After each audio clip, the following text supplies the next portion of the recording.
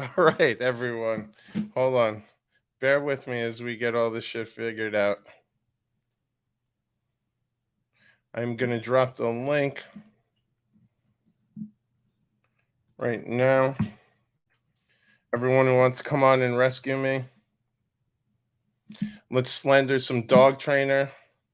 We have Green Room's War Room to discuss.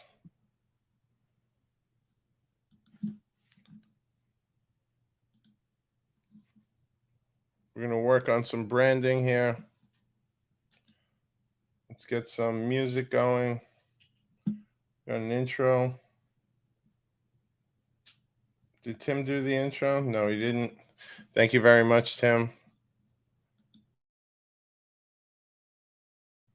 All right. Diggler, come on, rescue me. Someone help me out here.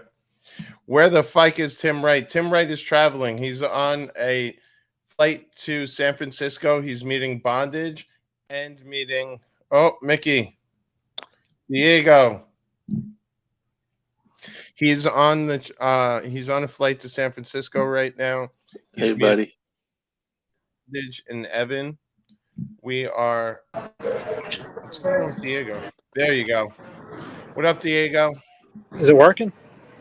Yep. I think we're Diego's live. Diego's in Russia. Diego's that guy in Russia right now. All right. Yes. Yeah. If anyone wondering where the FIKE is Tim Wright is currently on a flight landing in San Francisco in about an hour or so. Bondage and Evan should be landing in about 30 minutes. They're going to be going live via the terminal. So hopefully we will have Timmy as well. There you go. Diego, what's going on here? Having we a got little the Diggler. Ooh. What up? Hold on. And Can you hear me all right? Yes. Diggler, you're great. Legendary Daniel Katz from the Katz Deli Empire. How we doing Hey, Katz, tonight, I got fellas? a number 5. I need ordered up pretty soon, man. Oh, yeah. Diggler, you are looking refreshed, Yes. silky. He looks look smart. great. I have He to actually say, looks Diggler. smart. Yeah, Diggler is the man. I reached out to him the day after he had that rough night, and I was like, "Hey, man, I hope you're doing well. I just want you to know if you want me to tap into Archie and put that stream, ask him to put the stream private, whatever. I'll be the one to ask. Don't be proud if you feel uncomfortable in any way." And you know what he said? Fuck I it. don't give a fuck. Yeah. He could have cared less. He made me feel stupid for even asking him. So I said, salute to you, Dirk. I was like, yo, man, look, my life's not that bad. There's people that are homeless, and every once in a while I can afford to watch and go on nice vacations, you know? There you go, Diggler. Well, I wanted to come and pay my homage. I won't be able to stay very long. But all right. I know you're Hey, going to have Diego, a great got a hot night Diego. out. Hot Diego, night did you out see that? at Did you see that? Buddy wave. Oh, look at Oh, Diego. are there? All right. Diego, Barbecue are for you one. always the only guy out on all these excursions? I guess so. Barbecue for one, right, Fat Wind? All right, guys. We'll see you. Diego. Right, we got Okay, Green enjoy Room. it, Diego. Diego. Oh. Oh, fuck. Oh, you went. Oh. It looked like Loretta was in there too. Mickey, you you guys gotta see go. Oh, You Loretta. gotta head down there and Yeah, you know what? I was jump thinking. in I on was that thinking. action. I was What are thinking. you doing here? I was thinking. Let's see what we got here. After the, you know Hey, what? Hoff. I can't argue with this. Right here on Curly Q, a lot of times Curly Q is negative. I have to say I was a little disappointed in Archie's energy after that log drainer reaction. I mean, Dirk, am I wrong here? The guy Can was you hear me? disrespectful. Yes, I can hear you, Dirk. Okay. Yeah. I never liked Dog Trainer. Truthfully, Yeah. I always I pound on him hard, and not on the sexual way either. You know? Right. But, Not in the way he'd like you to. Had to get that clear. Oh, Right. Yeah. he wouldn't have minded. Anyway, I'm on top. Whatever. If I go in prison, dude, I'm on top. Dirk, are you still in But- Orlando? I am, man. We leave Monday for our cruise. All right, good. Looks Well, like things are going better today. The past couple days. You froze. He froze. Dirk Might froze. have some Whatever. The good thing about cruises is people do fall off a boat. So yes, ask Natalie Wood. Is it a typical cruise to the Caribbean or something, Hoff? Did he say? No, I think he visited. He just went. You're not on a cruise, right, Dirk? You just flew down to Disney. Well, we're going on a cruise on Monday. Oh, you're going on a cruise from Orlando. Is it a Disney cruise? Yeah. Wow, you're really. So you did a week down in Disney. Oh, no wonder you were drunken. Yes, these live streams next week with Dirk are going to be amazing. When he's on this boat right there and punches like Goofy or something is going to be fantastic. Dude, it was so freaking hot today, man. Like I look like Patrick Ewing in the fourth quarter on the free throw line. I was just dripping, drenching. Oh yeah. You looked like me that day and met up with Bondage and Diego and Tim in the city. Yeah, exactly, dude. Like the way you were just, you can see through your shirt. You know what it was? Because I just came off a subway, and if anyone knows anything about New York City subways, when you're waiting for a subway down there on like a day where that day it was 98 degrees outside, like 100% humidity, when you go down underneath, and I was in an area where it was 2 levels down, waiting for that train is probably 120 degrees. And when you get on there, and then I came out of a stop on Lexington that's also all the way underground, so you got to go up like 2 or 3 levels to get back to street level, and then had the pleasure of Tim shoving a phone 2 inches from my face when I came out of that sauna. You couldn't even wipe your forehead off. I wanted to pick Tim up and wipe my forehead with him. Yeah. I've only been September, October in New York, so I never got to that's the right best time time to visit it's New the York. best time. How does that work out? New York How sucks. does that work out with the deli though? When you're only in New York like twice a year? Well, I have other people run the show, Well, especially when I don't own the fucking place. His deli's in Toronto anyway. Oh, I thought it was in New York. No, Cat's Deli in Toronto. No, there's no Cat's Deli in Toronto, Mickey. I've been there in New York. He is on Hudson Street, right next to Ludlow. Yeah. For those in the New York area. Yes. Right. Your deli's on Hudson and Ludlow. The best pastrami and corned beef in New York. No question. Yeah. I like pastrami lean. Those delis crack me up how they front load the meat and like the front of the sandwich is like this tall. And it looks like it's massive, but then the back of the sandwich is like this skinny. Yeah, but you can just still dislocate your jaw, though. Scary. You know, everyone really is upset, and I don't blame them about Archie's lack of reaction to the log drainer on this last. What exactly happened? What exactly? What the gist was.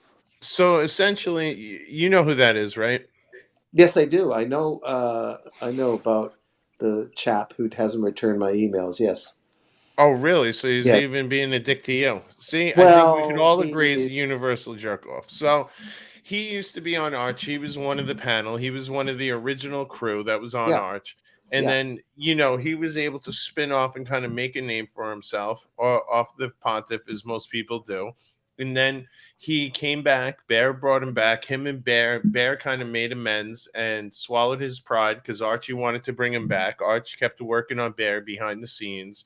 And eventually he got him back. And then Goldberg comes on. And you know what's so funny about it? He keeps talking about how he had brought, it was a night Arch was unboxing this Brigade. Mm-hmm. By the way, unbeknownst to myself, because I hadn't watched streams for a couple of days, I had picked up a Sermon that same day. And while Arch was unboxing that Brigade, I actually came on to show my Sermon, and he was super cool about it. He didn't break balls or anything. So he came on there and he's like showing his Arch was in the middle of his unboxing. He's showing his OP41 Tiffany, and all of a sudden, he makes one off-color joke and he just leaves and acts like a total diva. and then made a whole video kind of shitting on Arch, talking about how Arch can't carry his own show, and Bear's the only reason to tune in, and Arch only continues to thrive because of the panels, and he's intolerable. Yes. Time out for a second. Would Mark Goldberg be claiming that sort of made? Hold on, Daniel. Sorry. Okay. I have to acknowledge our first two super chats. Kent Daigle, thanks for keeping the show going. Of course, buddy. I'm always here for the community. Looking Glass, Hoff, grew up on Flatbush Ave. I would smack dog trainer back to factory settings. Yes, I love it, Looking Glass. That's the energy we're looking for on today's show. All right. Sorry, Daniel. No, Mark would probably claim that he's been self-made already before he got onto the YouTube thing, no? Like you mentioned that Mark was brought on originally, and that so was Archie helped. Was Mark a known YouTuber before he appeared on the Archie Luxury Show? Known for his dog catching or whatever he does with dogs, dog training, his books and all that. I thought he was known, or did the YouTube really? I'm talking about. So, to my knowledge, he runs a watch channel. He doesn't run a dog training channel on YouTube. If he runs a dog training channel on YouTube, kudos to him. That's clearly his lane. But to my knowledge, he runs a watch channel on YouTube, and I don't think any of the people that were sending their dachshunds to stop peeing in the apartment. We're looking to him for wristwatch approval. Oh, we're just referring to the wristwatch part of it. Okay, no worries. Yeah. So, what up, Des? Welcome to the show this evening. How are you? I'm good. Good job, Huff. Hosting the show. I'm trying, buddy. Hold on, Curly Q. If AC3 didn't get those big super chats tonight, you could see that AC3 was already starting to get disgruntled at Timmy's super chats. His trip when they're live streaming, who gets the cash. You know what? I think this trip's going to be interesting. I think we could all say Arch's been a little bit of a funk. Hopefully it kind of level sets them. I had this conversation with Bondage. They're even concerned, like, hey, do they get down there? What happens if Arch isn't into, like, entertaining them, right? I think they're making the pilgrimage in the hopes of kind of, rebooting the Pontiff's energy and seeing how it works out for everyone. And, as a community, I applaud them. I watched. Sorry. Go ahead. I watched the London Watch Show, all 3 hours and 22 minutes of it finally today. Yeah. And if Archie's energy... Damn, you were really bored today, huh, Mickey? Yeah, well, It was a hot day. I got on this show for 5 minutes, and I have a story about that. But Archie was, man, he was energized. He was like, wow. He was hugging Timmy and kissing him, and it was a great to see Archie's energy like that. So I bet you that Tim's going to do the same thing for him in Australia. I hope. Yeah, that's my hope as well. Daniel, you were saying? What do we know of Tim's itinerary? Is it wing it, or has he got it? Does he actually have an itinerary? No, in Australia. They have a pretty booked itinerary. I believe I was talking to Bondage earlier, right before him and Evan got on the flight. They're all going to join. Bondage is going to join once he touches down in San Francisco. I think he had a short flight. It was less than 2 hours. They're in Brisbane. They're going to go hang with Arch. They're going to go see the studio. They're going to go visit Arch's father's mansion. They're going to go eat at all the famous pizza. I forget the burger place, the pizza place, Vietnamese place. They're going to the koala. There's some koala. What do you call those? Parks or whatever. Koala garden. Yeah, but I was trying to think of koala like zoo. A refuge or something. Yeah. A place with a lot of koalas, and hopefully, I've heard koalas carry chlamydia, so hopefully no one catches chlamydia from any koalas over there. Hey, did you see my sighting of Diego today? I saw it. Yes, that was amazing, and it wasn't just one Diego; it was a whole slew of Diegos. Yeah. I hope Timmy doesn't come back with monkeypox. That's all I'm hoping. Wait, right? Yeah, I know, George. And I have to say, thank you to everyone who did super chat, regardless of whether we got a lackluster um, performance out of Arch for that reaction. It was good to see everyone kind of dig deep in the pockets and throw some money at the cause, because I feel like it did deserve a much better reaction. Hopefully, we get it tomorrow. Koala Sanctuary. Yes. So I have some watch That's talk for you when you're ready. Yes, let's go. I got a call today from my AD, actually a text. Oh. And I was offered 2 watches. I told the other day they offered me a 36 piece silver, and I turned it down. And I kind of gave the talk of like, look, I bought 2 subs. I bought a DHS 41. I'm starting to wonder. Move up the food chain. Well, I said I got friends that have bet on a different horse, and they're getting, better watches from other ADs. And I got the talk of, we really appreciate you and trust me. And then 2 days later, today, I got offered 2 Yachtmasters. So, not really what I wanted, and it was a two-tone. And what 2? Yeah. Okay. A two-tone rose gold brown dial that I passed on. I don't want a brown dial. I'm sorry. And someone said that that's a unique watch, but I don't want it. And then a blue Yachtmaster. In stainless, the red, white, and blue kind of. Yeah. I like that with the platinum dial. I do too, but I knew I wouldn't wear it. But like in my yearly Key West trip with the wife, I would wear it like once a year. I'm not wearing a Yachtmaster. I'm just not going to do it. So I passed on both. Yeah. But I texted her and passed via text. But then I called her, and she's like, I said, look, hopefully this proves. I want you to know that if you really want me to buy something, I'll buy it.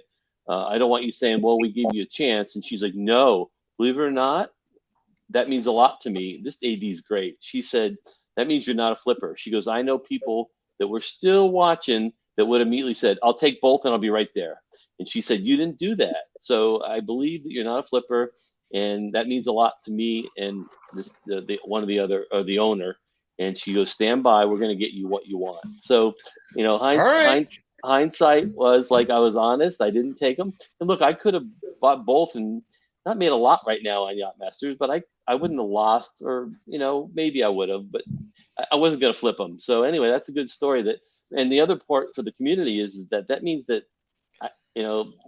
a year ago or 7 months ago, those were hot. The blue dial Yachtmaster people were lining up for, and they were going for way over MSRP. So, we'll see. So that's my. I was just talking to a friend who has a Datejust and wants to get something else, kind of little bit of an upgrade. He's in the hospitality industry. He's not ready to go precious metal. Hates two-tone, and I was he feels like everyone has a sub, and I actually recommended the Yachtmaster blue dial to him earlier today. I think it's a beautiful watch, right. But if it's not your vibe, like that, I'm a strong advocate of that. I've passed on a few watches in the past year. And I agree, Tudor FXD came out, Tudor FXD came out, I hit my AD. He gave me the first one that came through the door, and I tried it on. It just didn't fit my wrist right. Your ulnar bone, like that weird bone that sticks out on your wrist, for whatever, those fixed lugs were like resting right on that bone. It was just an uncomfortable watch. So I said to him, listen, I know you held this for me. I appreciate it. You were very gracious in like calling me when the first one came in. If you want, I'll purchase it, but I just want you to know if it's not it seems like a watch that's going to fly out the door anyway. So if it's one that doesn't matter, I'd rather pass and let it go in someone's hands that'll truly appreciate it versus sitting in my drawer until I could find a bracelet. And who knows if how I am with the watch, so I'll probably move on to something so else. I told her that. I said, I'll buy the blue dial. I would wear that. I said, if you really want me to, she's like, no. And when I talked to her an hour later, both had sold. So I was on a list and they called somebody else and somebody else took them. And I felt kind of good about that, like, look, am I lying? If it was a left-handed Sprite or 7-Up or whatever it was, would I have taken it on speculation? maybe, Yeah. So you would have been stupid I'm not to a turn liar that to you one down. guys. Yeah. But she said she appreciated it, and they sold them to somebody that was probably waiting for that watch. Yeah. And I used to have the original platinum, the one that was the with that rhodium dial. Yeah, no, not the rhodium, the one before that, the one that was platinum, the 16622, and it was just kind of washed out looking to me. But the thing I'll say about that was I love that bezel. There's nothing like that Yachtmaster bezel, man. It is beefy.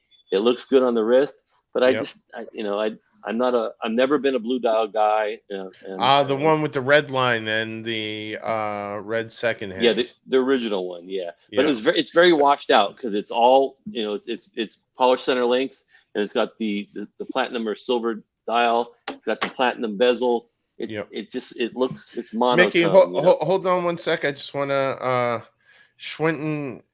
Arch was saying kangaroo, but I don't know how would we pronounce this name. It's swinging kangaroo. Right. No, it's swinging kangaroo. Swinging kangaroo. That's his nickname. I think he's allowing that because we referred to him a couple of times that way. Okay. So I just like to get people's names right and appreciate super chats. Evening, gents. That party, and I think he's referring about the log drainer. That statement he made about Arch and children was disgraceful. I agree. I mean, and I co-sign exactly what he's saying. He went too far at that point. At that point, it's all out war. Dude, is this drama? Is this stage drama? Because I had the feeling that it was. No, I don't think so. Right. I think this is him just being a sassy bitch. Yes. Yeah. I think prima donna is the right word, or Yeah. No, I think you're onto it. I'm sorry, Mickey. Mickey. Oh wait! Look who's in the chat. Look who's in the chat. Holy smokes! We have it's the Tim man, right? Dude, Tim was living better in that first class section than he was in his own house. Yeah. That was a nice lounge. What's the membership? No, he got upgraded on the plane, Daniel. He had a nice lay down seat, the one with the wall around you and the big screen in front of you. Oh, I see. Okay. Yeah, he got hooked up. Wait, he's saying just woke up, boys. Can't hear or see the show. Only chat is working. I don't buy that.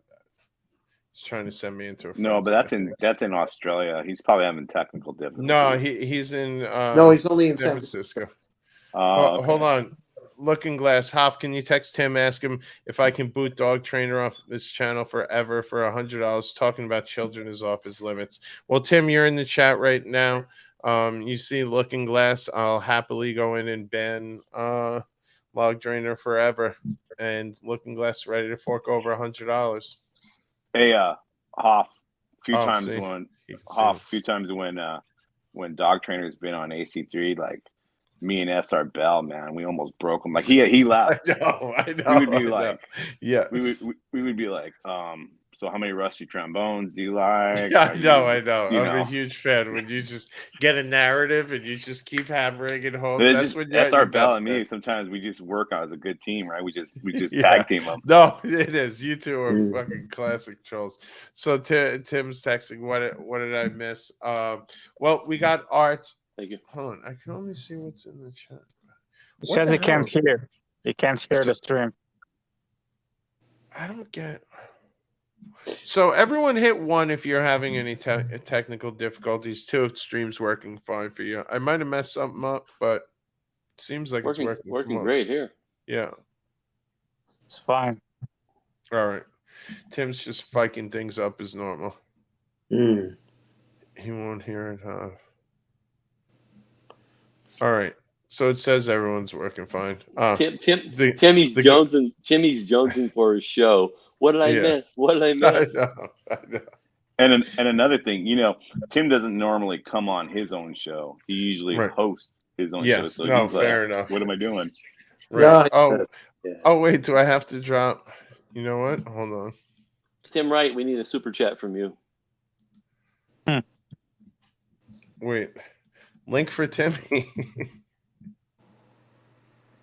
He said he couldn't get on for some reason. He's probably walking. Well, he's landing and then go into another plane. I think I don't think he's. Oh, he's saying WhatsApps were not working. I guess he had limited Wi-Fi.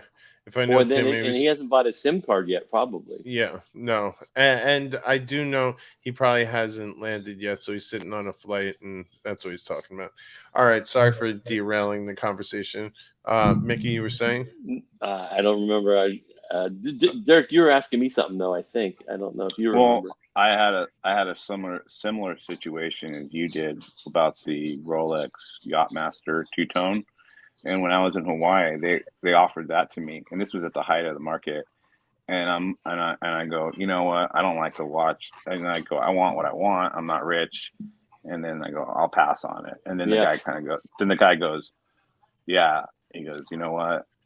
I know you really wanted the watch now. Yeah, right. Yeah, my AD got some respect for me today. I'll tell you though, if it was the black dial, not the brown, I probably would have taken it. I don't. The brown dial is beautiful in pictures.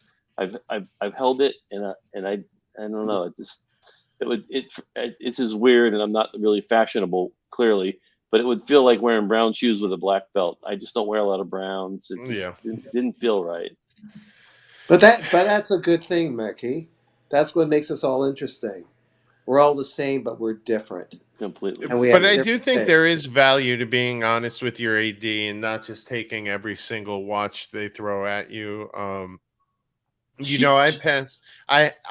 What I do typically, Q's an interesting guy. When going into the AD with him the couple times I have, he's just. And listen, in fairness, he has the money to back it up. He could be like a vacuum cleaner and just like sucking up every watch that gets offered. And, he's just like, I want Rolex. I want Patek. I don't care what it is. Like, give me what you have. What's back there? Let's talk. I'll buy now. And, to me, I'm very focused. I'll have a specific model I'm going after at that time. Maybe I'll have a model one or two that I'm looking at, and one that's realistic and one that's a little more aspirational. And beforehand, I was saying wanted an Explorer 2, and because Timmy, has preached that one to everyone here, and it's a 42 millimeter. I have a bigger wrist, and I love the GMT function. I deal with a lot of different time zones, so I was going for that, and then I decided, you know what? I really do want to try to get a sermon. So I talked to my AD. I asked him, hey, how realistic at this stage will be to get a sermon? If you're telling me, it's realistic and it's just going to take a little more time, I'd rather go that direction. If you're telling me like I'm being ridiculous, pound sand, I'll go with the Explorer 2. He goes, no, it's totally a reality. We can work on that for you. And I said, you know what? All right, cool. I'm going to hold out for the sermon. Wow. Should I do the Tim Wright? Oh, my God. Looking Glass. Dog over forever. Legend. Flatbush Ave. Yes, we knew Flatbush Ave wasn't going to let us down on here. Brooklyn, what up? Looking Glass, $100. Dog over forever, ever. That's right. Is it okay to just mention in this soap opera, The Young and the Restless, what was the joke that Archie used that turned off Mark? Or you want to? I don't even think it was a joke. I think he was just like, breaking his chops a little bit. Oh, he's a diva. And he was doing the unboxing, and he basically said to him, why are you trying to steal the show? You came on here with that Tiffany, stealing my thunder. It's just breaking chops. And like I said, I had unboxed the sermon at that same show, and Arch was like, messing with me a little bit, but it wasn't anything serious. And I think he just used that as an opportunity to be the, jerk off he is. Yeah, and Arch has been known to bark at someone one day. Oh, wait, hold on. Sorry. Hold on. We got to give Looking Glass the proper. All right, Looking Glass, I'll give you my solemn oath that I will go through and make sure Timmy delivers on that one. $100, amazing contribution tonight. Thank you so much. Tim Wright backing it up. Boom, Fike the dog trainer. Addis, $4.99, just got home. Got to hit some golf balls. Early tea time tomorrow. But keep it going, boys. Addis, what watch are you wearing to go play some golf tomorrow? Interested to know. Community speaking, FIKE the dog trainer. Link for the trainer. Hey, dog trainer wants to come on and speak his case. We will drop the link right now. Anyone who knows him, I know Clive sometimes was on here. I really think he was out of line and stand on that. Happy to debate him. Bear Clooney. Is it just me, or is the show actually better without Timmy? Just my thoughts.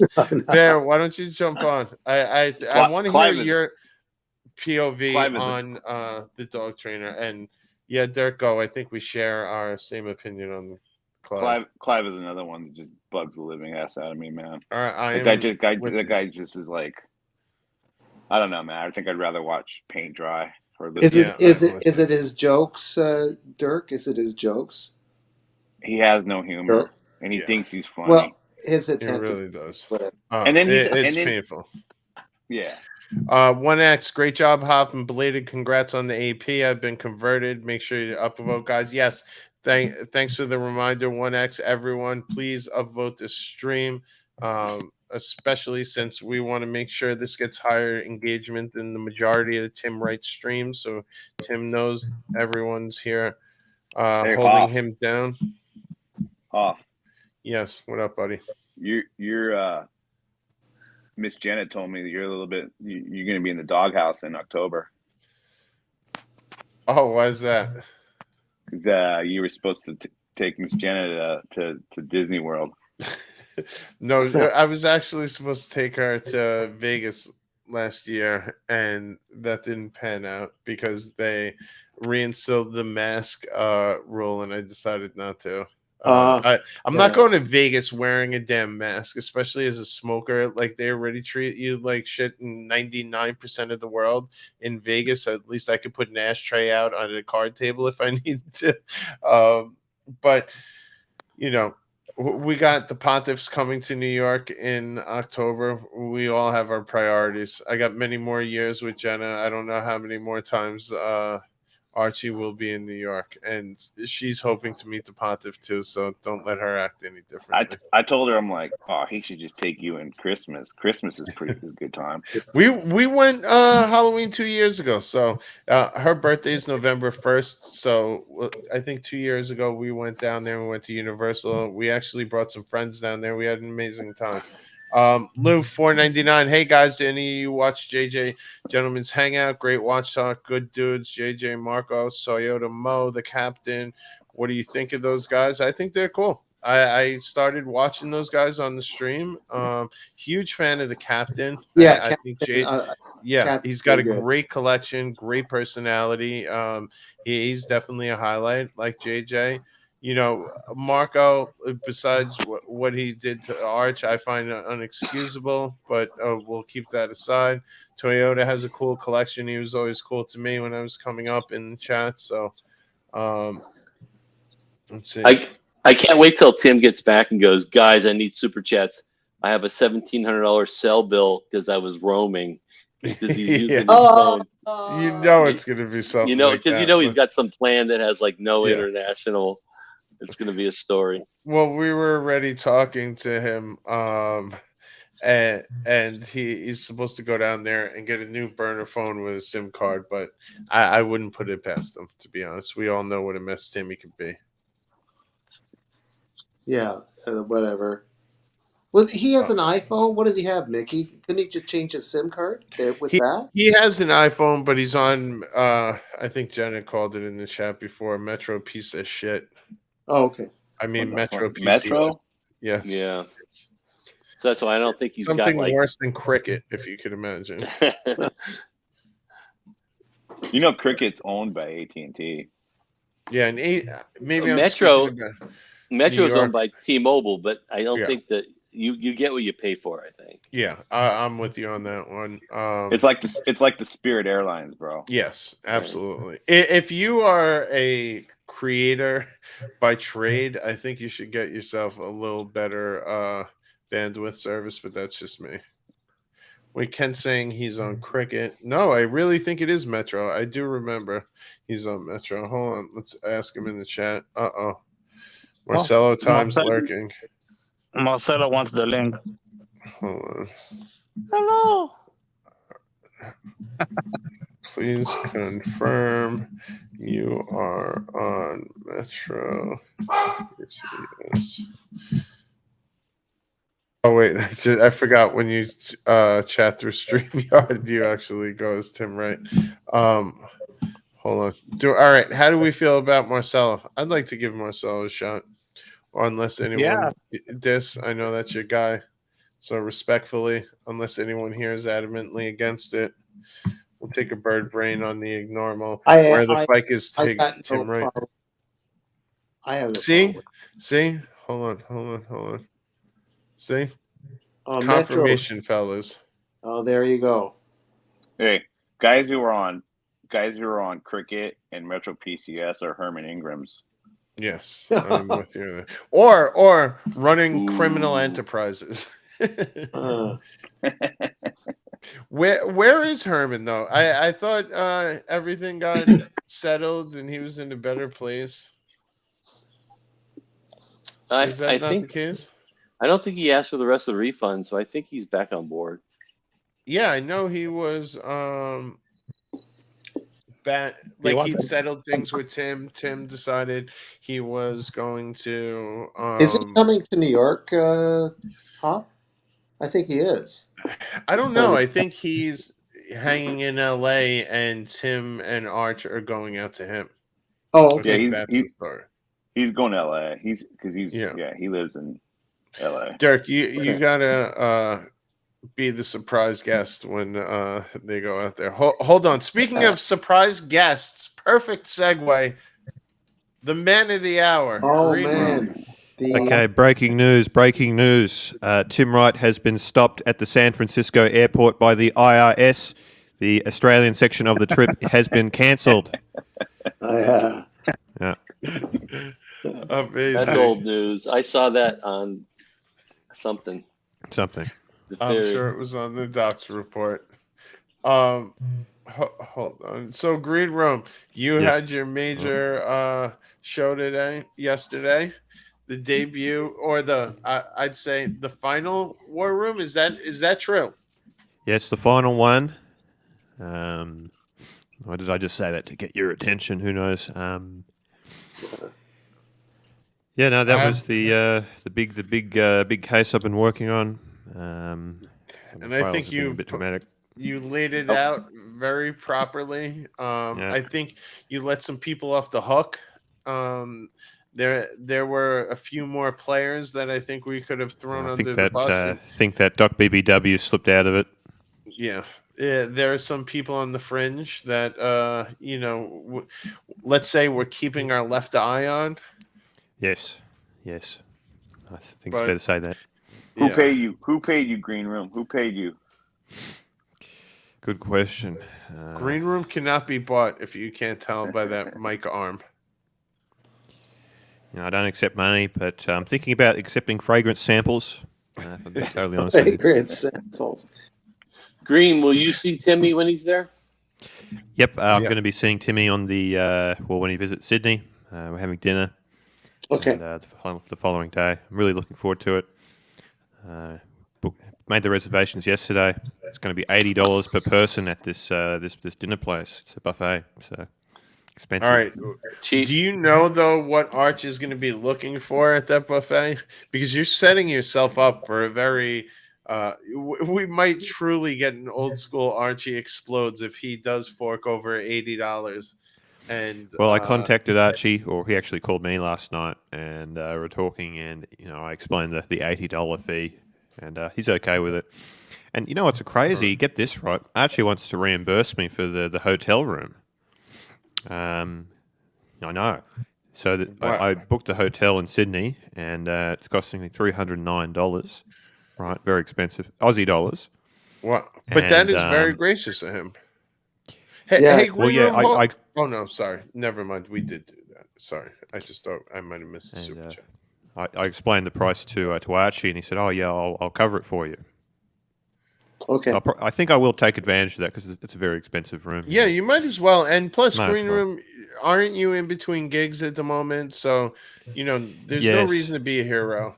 there's a lot of people donating here. You're a true member of the community who really gives a lot to Arch and a lot to the panel. We owe you a lot for that PowerPoint. That took weeks. Oh and let's not forget the Rumble. I mean, the Rumble, hours that Green Room put into that. I mean, and like someone brought up JJ, Marco, and all them. I remember Green Room really came to Arch in his darkest time and stood by him as, you know, he was getting a tidal wave of hate from loyalists from that side. And Green Room's been running the Black Ops team along with General Saad, making sure to keep the haters at bay. What do I have to say? It's very nice. What do I like about the Archie stream? You know, as an Australian, there is something. It embodies Australian humour. It really does. Sorry. It's something that in our culture, in our media, proper Australian humour is just kind of going by the wayside. It's not what it used to be. And there is something in the Archie stream that still remains. It's hard for me to define, but there's something very special about it that you just don't see anywhere in terms of humour. It's the Monty Python of Australia. Something like that. Well, Mick, if I could just jump in here, and Green Room, while you were talking about that, you know, I was jumping in. It sounds pretty stupid, someone from New York talking about Australian humor. But one of my past bosses was actually from Australia, and he previously ran the party company in Australia, and he came here, and there were so many sayings he said at first, like take the piss out of him or open slander and all these kind of Aussie terms. And he was exactly like Archie, like that Archie explodes. Like I dealt with it on a daily basis. When he was yelling at JJ and Marco, I was like having flashbacks of getting yelled at by him. But at the end of the day, much like Arch, you knew they had really solid hearts, and I don't know if that's true in all Australians. Like they really keep their emotions on their sleeve, but they're good, loyal people, and the ones that have the biggest mouths typically have the biggest hearts. Wow, that's a testimony. Hey, shout out Glean Loom. What sort of dirt do you have on these boomers? What sort of dirt do these boomers have on Arch to have them completely silent about these revelations? I'm getting concerned. You know what? That's a great point, Pavel. Yeah, it's a very great point, and Pavel is not the only one that has raised that point. A lot of people have said to me, these guys have to have something on Archie for Archie to be quiet. For me, I'm still trying to, you know, it's still hard to say, is Archie just being weird? Or does he just do these guys have something on him? I'm not exactly sure. I just got feeling it's the former. Yeah. I don't. Well, we're his soldiers. He wants us to do his battle, I think. Yeah. Hey, shout out to Erie, I guess it is. He must have given Tim a heart attack. He told Tim that Marcelo, Cam, and Mikey were doing the stream. Oh, is that right? Yeah, in the chat. Tim asked, who's doing the stream? Who's doing the stream? He said, Marcelo, Cam, and Mikey. And Tim's like, Fike me dead. Hey, Green Room. Yes. You're pretty good at. You got some good, you're quick-witted, man. You got some good chops. I like your humor. You're pretty quick on your feet, which is good. Oh, thanks. I was going to say something. Oh yeah, it was 1 a.m. last night. Big day. I was winding down, and Tim Wright calls me on the phone. International YouTube celebrity. I was on the phone with him for like half an hour. He was telling me all about the trip and everything. I was telling him how hot it's going to be in Queensland. I think he underestimates just how hot it's going to be. It's very humid. So he's going to be on a flight. People were telling him it was very cold in Australia, and I believe they're on this panel right now and making. Well, yeah, the Weather Channel said it was in the 40s at night. So one city he was going to be in was in the 40s at night. Green Room. Yep. Well, I was kind of explaining it to Tim. The Queensland part of the trip, which is at the top right of Australia, that's Queensland, very hot. New South Wales, which is below, which is it should be pretty cold. Sydney should be pretty cold, I imagine. And below that is Melbourne, which is a city that really fluctuates in weather throughout the day. 1 minute it's hot, half an hour later it's cold and raining. Foggy. So the point is, it's a big freaking country, just like Key West to Maine. Yep. You know. Yep. I'm no traveler, but it's a very versatile country in terms of weather and that type of thing. So, hey, Green Room, I need to know two things. Number one, can you throw a boomerang? And number two, do you guys have those boxing kangaroos? Can I throw a boomerang? I would never wish to appropriate Aboriginal culture. Oh. Yeah. But boxing kangaroos, they're not as common as you think. You never slammed a Foster's oil can and went out looking to fight some kangaroos, Green Room? No. Look, boxing kangaroos aren't that common where I am, but out west they are. So, in Brisbane, I'm sure it's an everyday occurrence. Hold on 1 sec. We got JT, $5. Javier Natural, it's this YouTube hosting thing, but you need to misread super chats if you want real success. Thank you, JT. That's right. Well, you've been successful then tonight. I've been messing it up because I didn't put them on screen. So, JT, appreciate the support there, but Mike Hammer, anybody on the panel ever own an Omega Globemaster? Thoughts? I never have. Sam. No. So I haven't either, but to be honest, that was before I owned the Datejust. I was going to get. I don't own a Datejust, but that I came very close to getting a Globemaster because I just was very anti. I don't know why. I still don't know why, but everyone I know who had a Rolex always had a Datejust, and they would think like that they were the kings because they had a Datejust, and that was the de facto Rolex everyone had. And I always thought they were a little gaudy. It just never really sung anything for me. And for a daily work watch, I considered getting a Globemaster. I think they have a Globemaster annual calendar, if I'm not mistaken. But ever since Omega screwed me on that 2254 service that I did, where I brought in a watch that was 15 seconds slow a day or fast a day, they returned me a watch after $600 service, that a watch that runs 10 minutes fast an hour, or I'm sorry, a minute, 10 seconds fast a minute. Tim is the number one chatter in the chat. He cannot stand not being part of this. He's talking about cheese boards in business class, and he's going to explode on this trip.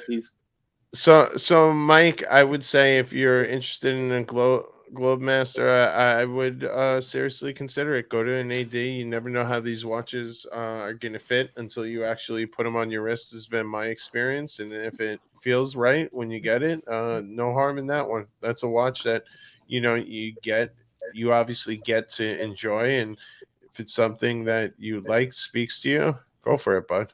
It sounds like a watch that's probably expensive at retail, but a used one may be a good bet.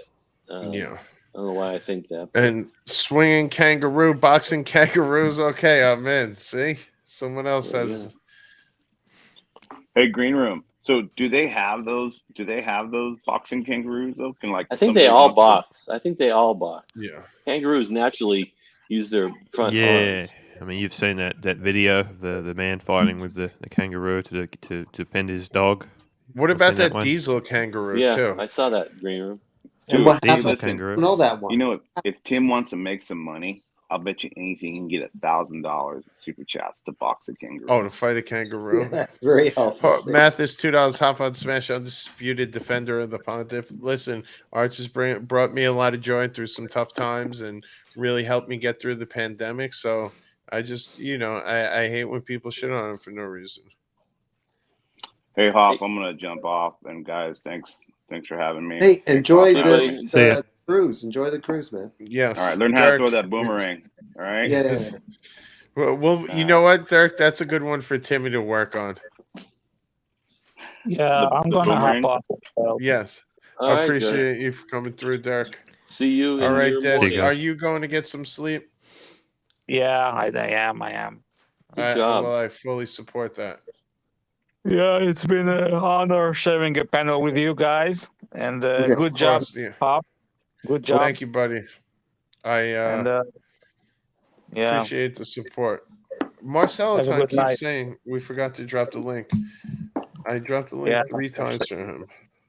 Marcelo will replace me as the resident Israeli. Dis. If there's a guy looking for an extra person for a minion, you don't mention I was here, okay? What? It's an inside joke. Sorry, I'll tell you later. Sorry. Okay. Take care. Bye. Okay, bye.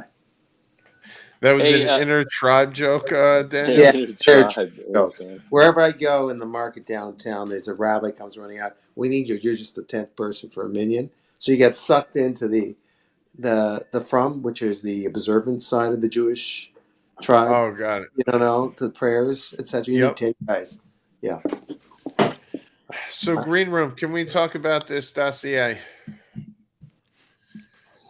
The 57 slide dossier, or any specific section of that dossier? I would say the dossier as a whole, and then we could drill down as we needed. So, on this 57 pages, where did it start? I have a feeling Sirocco was the main target, and then you kind of built out around him, or was it actually Higgins? When watching the presentation, there were 2 people that kind of jumped out to me as some of the apex villains, as Savron referred to himself as. Yes, well, I think it was when I was working on the Royal Rumble. That's when the PowerPoint originally began as Sirocco's treachery. Yes. I was working on him, and I just left it on the wayside. I let that one go for now. And it wasn't until later on I started to notice more and more other things these other guys doing, connected with various other groups. And I kind of turned it into something completely different. And for those that don't understand why Green Room started with Sirocco's treachery, that was when Archie took over the dungeon and then kind of gave Sirocco, because he felt bad for Sirocco and the displaced boomers when Marcelo time, which Marcelo, now would be a great time for you actually to join, because in this canon that we're going through, you actually have relevance for once. When he got those 2, what were they calling, business advisors, Mark's Gentleman's Hangout and Shane.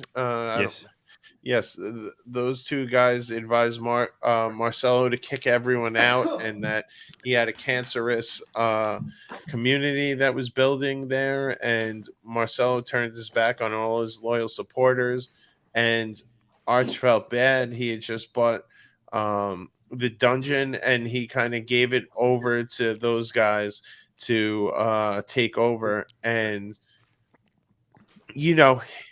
eventually, it, like all things, they started getting an ego.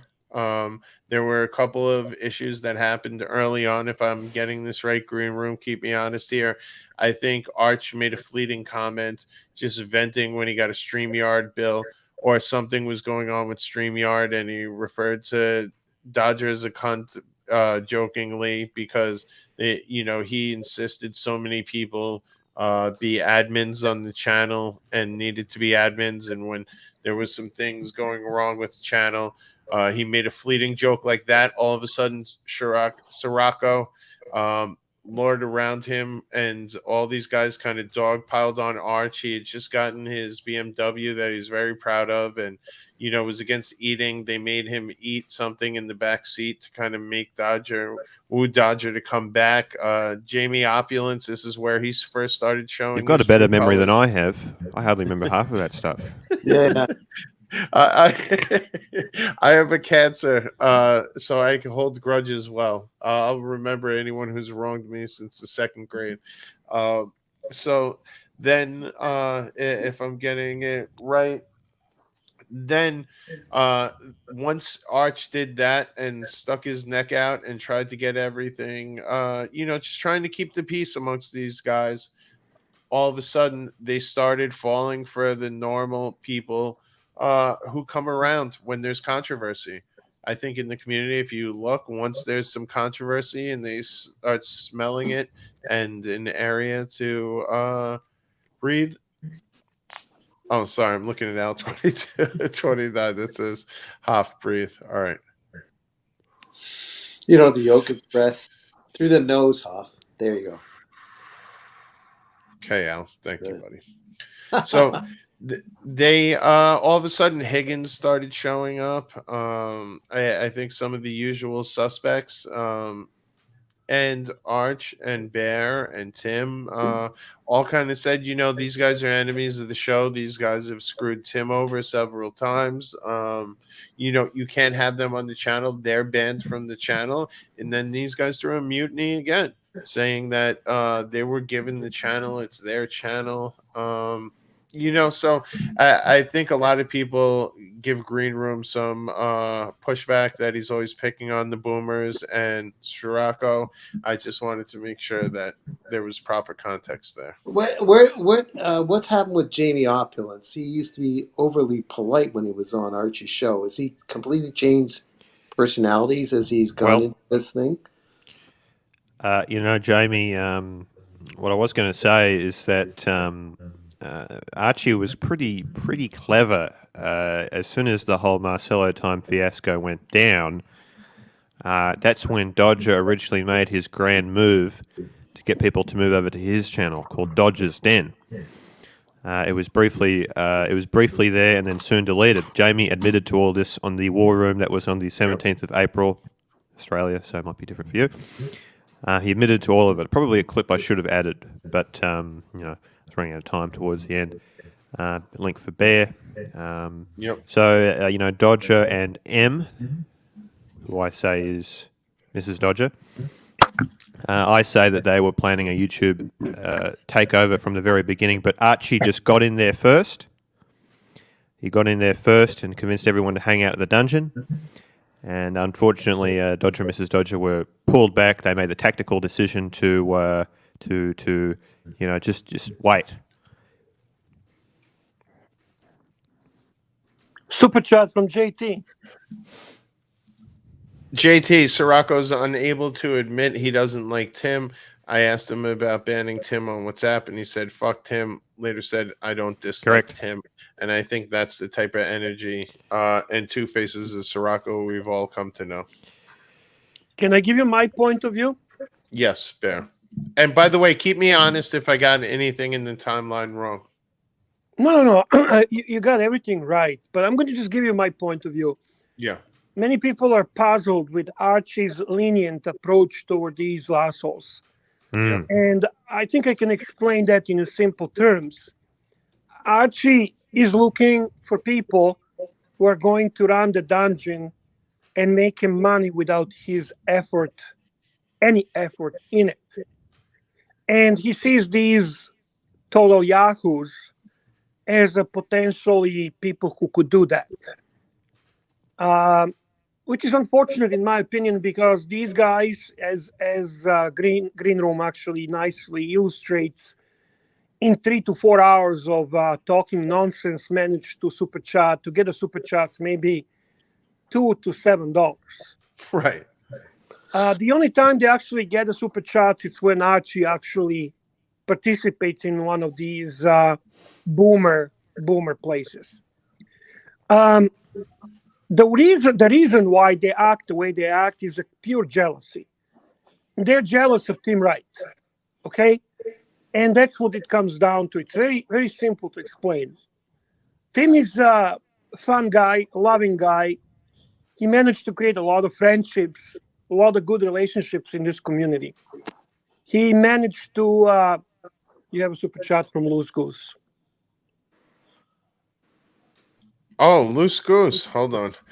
Loose Goose, $10. Tim Wright. Green Room. Can you respond to Lester's criticism? I think he means Lexter.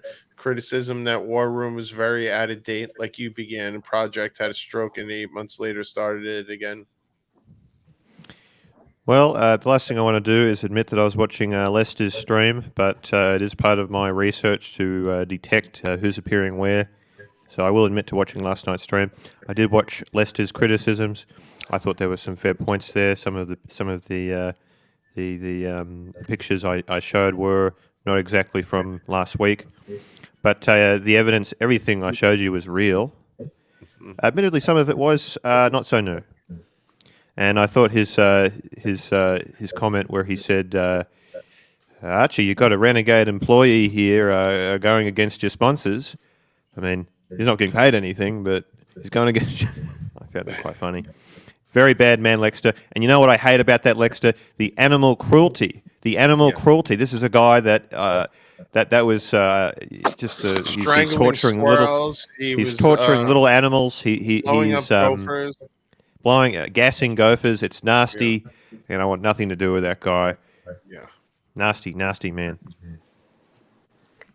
Sorry, Bear. No. This is good. I like to hear what Green Room has to say. Bottom line is these guys are very jealous of Tim Wright. That's number one problem. Number two, if we go one by one, I think that Green Room did a very nice profile description of each person. He really got him 100%. So if you didn't watch, I recommend watch this, because if nothing else, it's that one thing is never going to be outdated. When he does a profile research on each of these individuals, he gets it 100%. So the combination of jealousy, combination of what I call Cliver syndrome, when you get into a situation with Archie and you want him to admire you and love you and cherish you, and I think it's also very clear in the situation of Jamie Opulence, who was obsessed with Archie's attention, right? Yep. So even slight deviation from it creates a strong reaction, and we can see that in Jamie Opulence, who Katz notices that he was always very polite, but he's also extremely passive aggressive, and if for whatever reason things are not going his way, he tends to be very moody, very passive-aggressive. He's like a very moody bitch on a period, okay? It's kind of like you have a woman on a period who is also Karen and a bitch. That's your typical Jamie Opulence. Now, I just want to quickly... Jamie appeared on the dungeon last night. Very out of character for him. I think he said some things that I'm not going to mention, but he did point out something I got wrong. I said he was 34. I was wrong. No, he's actually 32. So I was wrong about that. Okay. Well, he looks 45 at least. He does look older, doesn't he? He definitely if he's 32, I don't fucking know. I mean, honestly, guy looks 45. That's what I thought. But okay. Rick Vasava. So these guys are ballistic missile submarines? No, they're very much like a old fucking little used boats floating around and hoping for some attention. They're a bunch of like washwomen. Remember the sewing circles? Yeah, that's the closest. Yeah, but trust me. All this anti-Tim Wright sentiment comes down from the fact they know that Tim is very important to Archie Luxury. Yep. Super chat from Curly Q. Oh, Curly Q. Bear, can you explain, please, after getting $550 in Super Chat, AC3 completely bombs the Archie Explodes reviews. Even Timmy couldn't make a good video of AC3 performance. Hoff, congratulations on your watch. Thank you, Curly Q. Yeah, you know what, Curly Q? I'm not going to defend him, but I am going to defend him, okay? I can't help it. It's very difficult to explode based on a notice. It's hard to explode without the build-up. Archie, when he explodes building it up. He feels it. He senses that, and he goes crazy. This is why I asked a couple of questions, because super chat from Mathis. Oh, Mathis, can we name top 5 villains of the Archieverse? So to finish the answer to Curly Q, it's not easy to explode on demand. Okay, I do agree that his response was quite soft and soft cock. Yeah, there, soft cock. And but listen, this is not over. We're certainly going to hear more reaction from him once he actually, because he hasn't seen this. This is the first time he's seen it. Right. So I'm going to make sure we bring it up tomorrow, and we keep going. Think about it and to actually process that. And you know why I especially thought it was a low blow? Because I think some people were accusing me of hyperbole. But at the end of the day, with the trouble that we all know Arch has been going through with one of his sons in particular, to just even mention them really got under my skin. It really showed me what a piece of filth this guy is. I never been a huge fan of his. I can tell you that's why I asked Archie, is this worse than last time when he made you sit on his live stream like a little clown and begging to come in and talk to him while he was making fun of you? Archie tends to forgive people sometimes too easy. You'd be surprised. Well, that's why he has us to keep reminding him. He doesn't hold a grudge very much. He truly doesn't. Archie is actually very kind and soft in his heart. And you people think that he's all hard ass and all that, but in real life, Archie is not confrontational, really. He's a guy who's looking for fight. He doesn't want to have any problems. In his ideal world, people would be just super chatting and everyone would be getting along. So that's real Archie. I'm just telling you. I'm not protecting him, but I'm explaining. Hey, Bear, can I say something? I was saying earlier that I watched the London Watch Show 3-hour and 22-minute movie today, and what struck me was how many people were up Archie's butt and kissed his ass, and now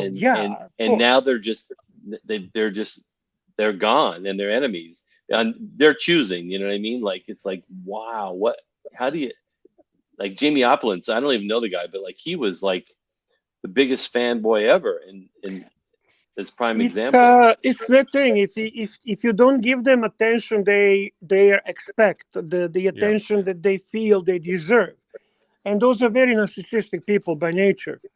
They tend to turn against him, and it's not the first and last. Right. A lot of people, we have a lot of situations like that. This is why you're gonna tend to have like Tim Wright.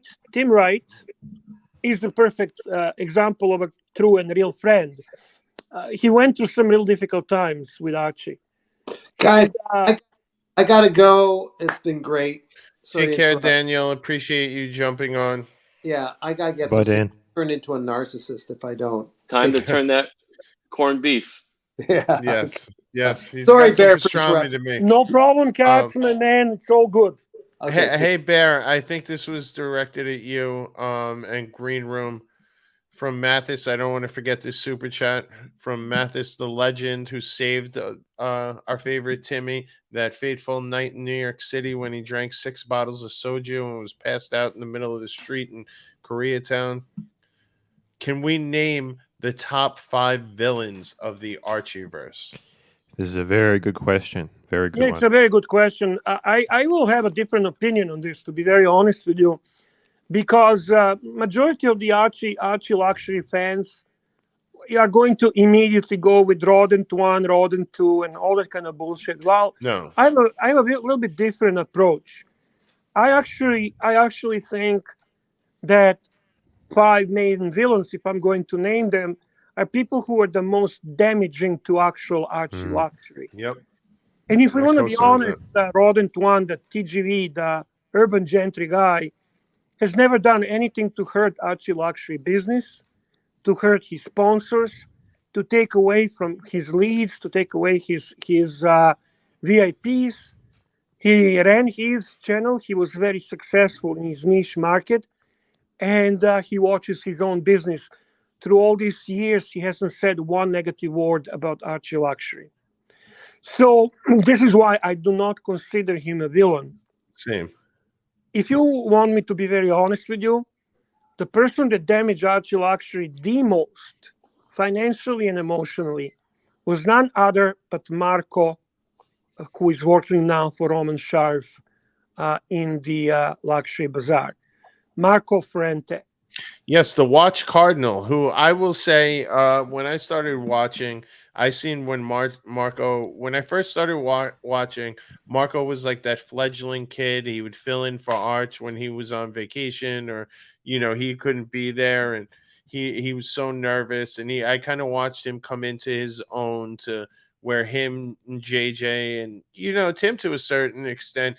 I didn't know the nuance, and Tim kind of explained to me what was going on behind the scenes, but it was very clear that Arch was losing control of them, and they were all coming so thirsty about the super chats and these pre-shows and fighting amongst themselves. And I could tell when Archie exploded and he said to Marco, "I treated you like a son." Like, I could feel that pain, because I seen that to be the case. Exactly. And this is why I do believe that's number one villain. People say, Bear, you're obsessed with the kid. No. Not at all. Actually, he hasn't damaged me. And for those that say that, he kept a spreadsheet and systematically got contact information for every major donor and every single person who did a watch review, under the guise of he was organizing that as some type of Archie assistant role. And people, because they knew he was like Archie's guy, would contact him, and he would just use that and weaponize it against him. Exactly, and that's the part that makes him true villain. It all started with Tony Nico and Mr. Two. Those were the major donors to Archie. He took opportunity when they got into exchange of basically they were paying and expecting Archie to just play along and not say anything against their opinion. Young man saw the opportunity to capitalize on that, to actually get money from them, and that's how everything starts. So he was slowly carving out a large number of people from Archie universe who were the donors, and moving them against Archie and putting them into the perspective that he's that new somebody they're looking for, someone that can actually give them what they're looking for. And that's exactly what he did. That's ultimately why I consider him bad person and the villain. People might also call the Rodent 2 as the villain, which is the Adrian Baker from Bark and Jack, which I also don't think has ever done any damage to Archie Luxury. People who have done actual damage to Archie Luxury show are people like Marco Ferrante, like people like Jonathan Higgins. Yes. Those are That's who I would say was number 2, right, Bear? Would we agree on that? Who? If we were going to say Marco, the formerly known as the Watch Cardinal. Yep. And then I would go Higgins. Yes, 100%. Yeah. Higgins was the guy that actually hated Archie and always hated him. I mean, he claimed that he watched him, but we know there's a lot of people who are Archie haters watching him. They hate watch. Yeah, it's the old Howard Stern analogy where they say the people that love you, watch the whole show, and the people that hate you watch it twice. Correct. So it's an interesting phenomenon, right? Then he found a way into Tim Wright live stream and started manipulating the whole fucking universe and damaging Tim Wright, who is consequently part of Archie universe, who by his own choice became a partner with Archie. Nothing more, nothing less. Hey, Bear, sorry, can you hold that for a sec? I keep feeling like I don't think we got to this one. M3 6-speed. Thanks, Hoff. Safe travels, Tim. Just didn't want to miss out on that super chat. Good man. And you have one from Matis, who is well-known legend of this community. Mute Tim right from chat. Should we time out Tim? Yeah, I'm doing it right now. Where is he? Okay, here we go. Oh, I can't. Yeah, I can't. He's the how do we do that? I can't do it. Hold on, let me see. We can't do it because he owns he's the admin owner. Yeah, so we can't. Sorry, Matt is the legend. You have a super chat from Curly Oh, Curly wow. Q. Another 10 from Curly Q. I respect Timmy much more than I used to. For one reason, Timmy has reached a point where he doesn't need Archie anymore. I know it, you know it. And in this world, that's rare. So tip of the hat for Timmy. And you know what? It's something I admire about Tim. He, even in private conversations, he is always kept it 100% loyal to let's Archie. remember one important thing, Curly Q. Timmy is not with Archie because he needs him. Right. Timmy is with Archie because he wants to be with Archie. That's the thing that I admire about Timmy. And he respects Archie. Right. And if it ever comes down that Timmy is going to go on his own, I am 100% sure that he will maintain a very nice relationship with Archie. That's the thing. That's the part why I love Timmy, because ultimately this is why he is unbreakable by all these losers. This is why the boomers hate him. This is why all these people don't understand. Timmy doesn't need anything, yet Timmy is there for Archie. And he also acknowledges that together they're stronger. They both acknowledge that now. Just Timmy knew that way before Archie. Archie did not trust Timmy. Archie looked at Timmy as somebody who's going to screw him like everybody else. Well, he lumped him in with Marco, and yes. Yeah, correct. Yeah, exactly. And especially because all the attention and all the love and all the emotion that Archie felt toward the new crew, for the lack of a better word, was given primarily to Marco. And Marco had Marco was on the top level. He was perceived as a lead side person and as a lead panelist, and he basically was abusing that because ultimately he was throwing his weight around behind the scenes, and while he was doing that, he was also systematically stealing what we call leads, or rather people who are donating, and turning them against Archie.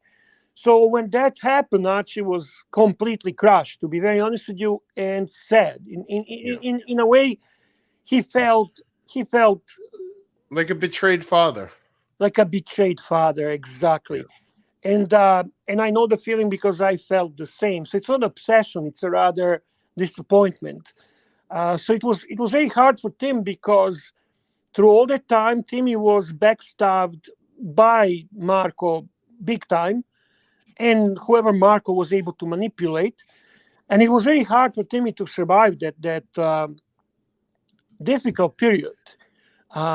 Yet he was just plugging through, and he was working in his own way. He made some mistakes. He admits that. There were some good people that he listened to, and later on corrected his mistakes. Overall, he learned that, you know what, Timmy has a good heart, and that's something that you just see it eventually and you love it. And this is what keeps Timmy successful. And he also has a charm, and he's interesting and cute and funny. This is something you can't buy, okay? You cannot fake, you cannot act. You can put Dodgers and Siroccos and Sovereigns, and they can talk forever, but they can never be as interesting, funny, and unpredictable as Timmy. Right. And by the way, the one thing I think people undervalue in Tim is he actually gets off his ass and goes to events. He does these in IRL streams. Okay, let's not give him too much credit on that because he actually enjoys that. Okay. No, he does, but it's something no one else really in the community does. Okay. I think that's a market differentiator for him. I'm not gonna blow the air up his ass, especially on that, because I know Timmy good enough to know that he is also enjoying that. So yes, no question about it, as he should. And you know what? Timmy is lazy as fuck. He doesn't produce any fucking relevant content. I'm gonna talk about good things. He is fast learner. He learns very fast. He's accumulated knowledge about the watches in a matter of 1 year, what some people need a whole lifetime to achieve. So he is knowledgeable guy at this point. Number two, he is great in building relationships, and he builds the bridges. He doesn't burn the bridges. Yeah. He tends to be very proactive in bringing people into community, welcoming them into community, putting them on a panel, doing all kind of positive things. But going back to the top 5 villains. Yeah. Yes. So, all right. Great. I'm so happy you brought it back because I was kept saying we got to go. I actually cannot go much further. It's Marco Ferrante and Jonathan Higgins. I don't see any relevant villains further. Marco Ferrante has managed to brainwash a large number of people who follow him and who turn against Archie, and they hate him, and we all know who those people are. I don't need to mention a few of them. And same goes for the Higgins, right? So yeah. I don't see any other villains in this case. Yeah. If you you tell me. No, I'm trying to think. Green Room. Can you think of anyone? I can. I mean, Green Room can bring up the boomers, but in all honesty, yeah, no, it's not the same level. They're just jealous, and they are just hurt, and they are acting. Well, hang on a second. They're not capable of really hurting Archie. That's the thing. Jack Steele's saying Mr. Two. Mr. Two was one of the first leads that Marco managed to turn against Archie. Got it. Okay. Well, these guys Clive is enemy of the channel. Clive is enemy of the channel because when Clive came on the Archie Luxury originally, he loved Archie. He was a little bit too obsessed with Archie and too starstruck, for the lack of a better word. And as the time progressed, he felt that Archie is not returning attention and love that Clive is giving him. So he started to rebel, for the lack of a better word. But would he be an enemy?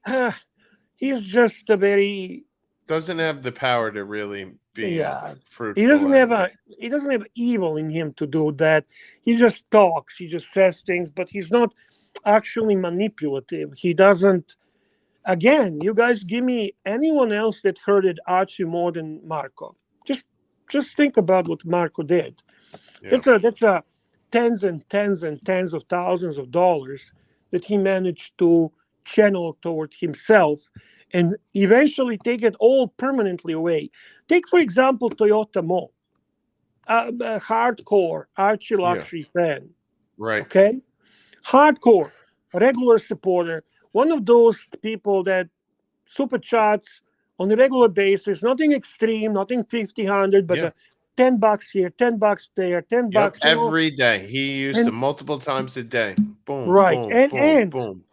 Makes really relevant comments, good topics, brings the good conversation. Guess where he is? Guess who got him under his spell and his control?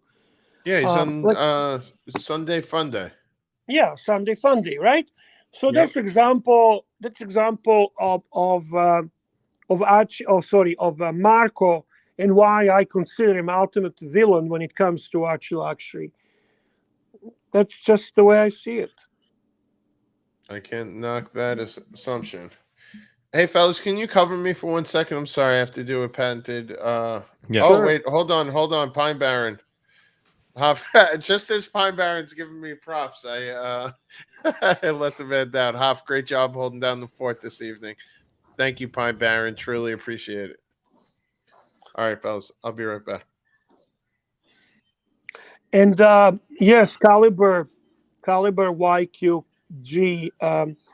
You are right. That rancher and dog trainer, they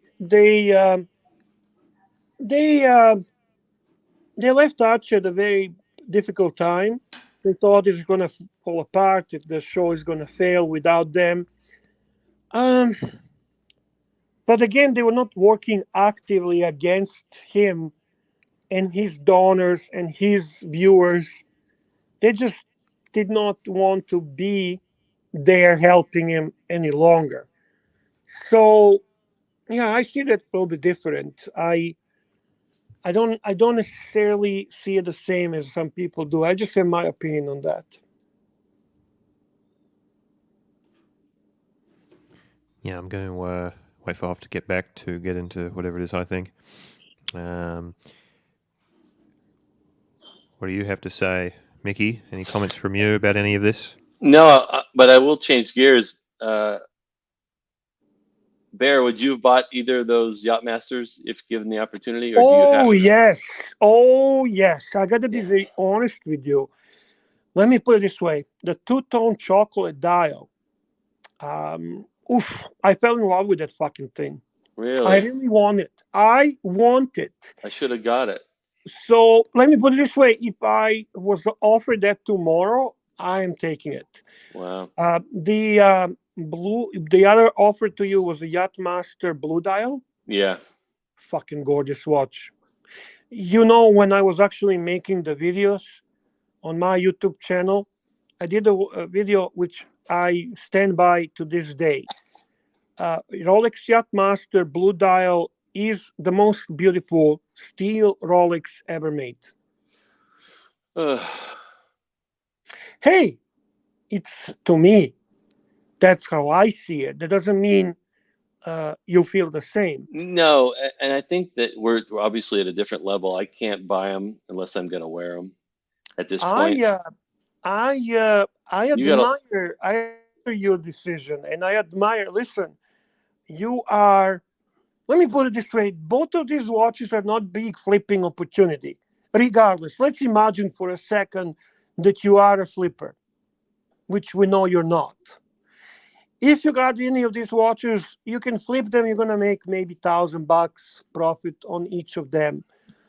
In reality, is that worth your hassle and headache? Right. So long story short, if you don't feel that these are watches you want to wear, your decision is 100% right. It's not like you turn down, let's say, Daytona, on which you can make $20,000 profit. Right. In that case, I would question your common sense. My sanity, yeah. Yeah, I would have to, because I would say, well, who the fuck says no to $20,000 profit? Right. But in this case, you're given watches which are good buy, which are slightly above the retail, but in the same time, are you actually going to love them? Yeah. I think you made the right decision. With a little more cash, I probably would have picked them up and put them in the box and wore them a couple times a year, but I'm not at that point. I got to really wear them, These sickos talking about actual watches just makes me sick. Yeah, we love watches, Green Room. That's kind of the thing on this channel, It's actually watch-related live stream. By the way, when you say you're waiting for something instead of that, may I please ask you, what is it that you actually want from them? So I want a Pepsi Jubilee. I love the Jubilee. I love my Datejust 41 on Jubilee. Of course, I want a Daytona. I would have taken the two-tone rose in a black dial, not the brown. Do you know that chocolate dial is higher on secondary market? I do, but remember, that's not my motive, right? I want to wear it. Right. Yeah. Fair enough. Bear, by the way, another top 5 villain, Perth Luxury. He has to be in there. Yes, because he's done a very nasty, very rat-like thing. Right. And he hurted Archie in a very, very direct way, which is shameful. And Arch never did anything to him particularly, and stood up for him many times.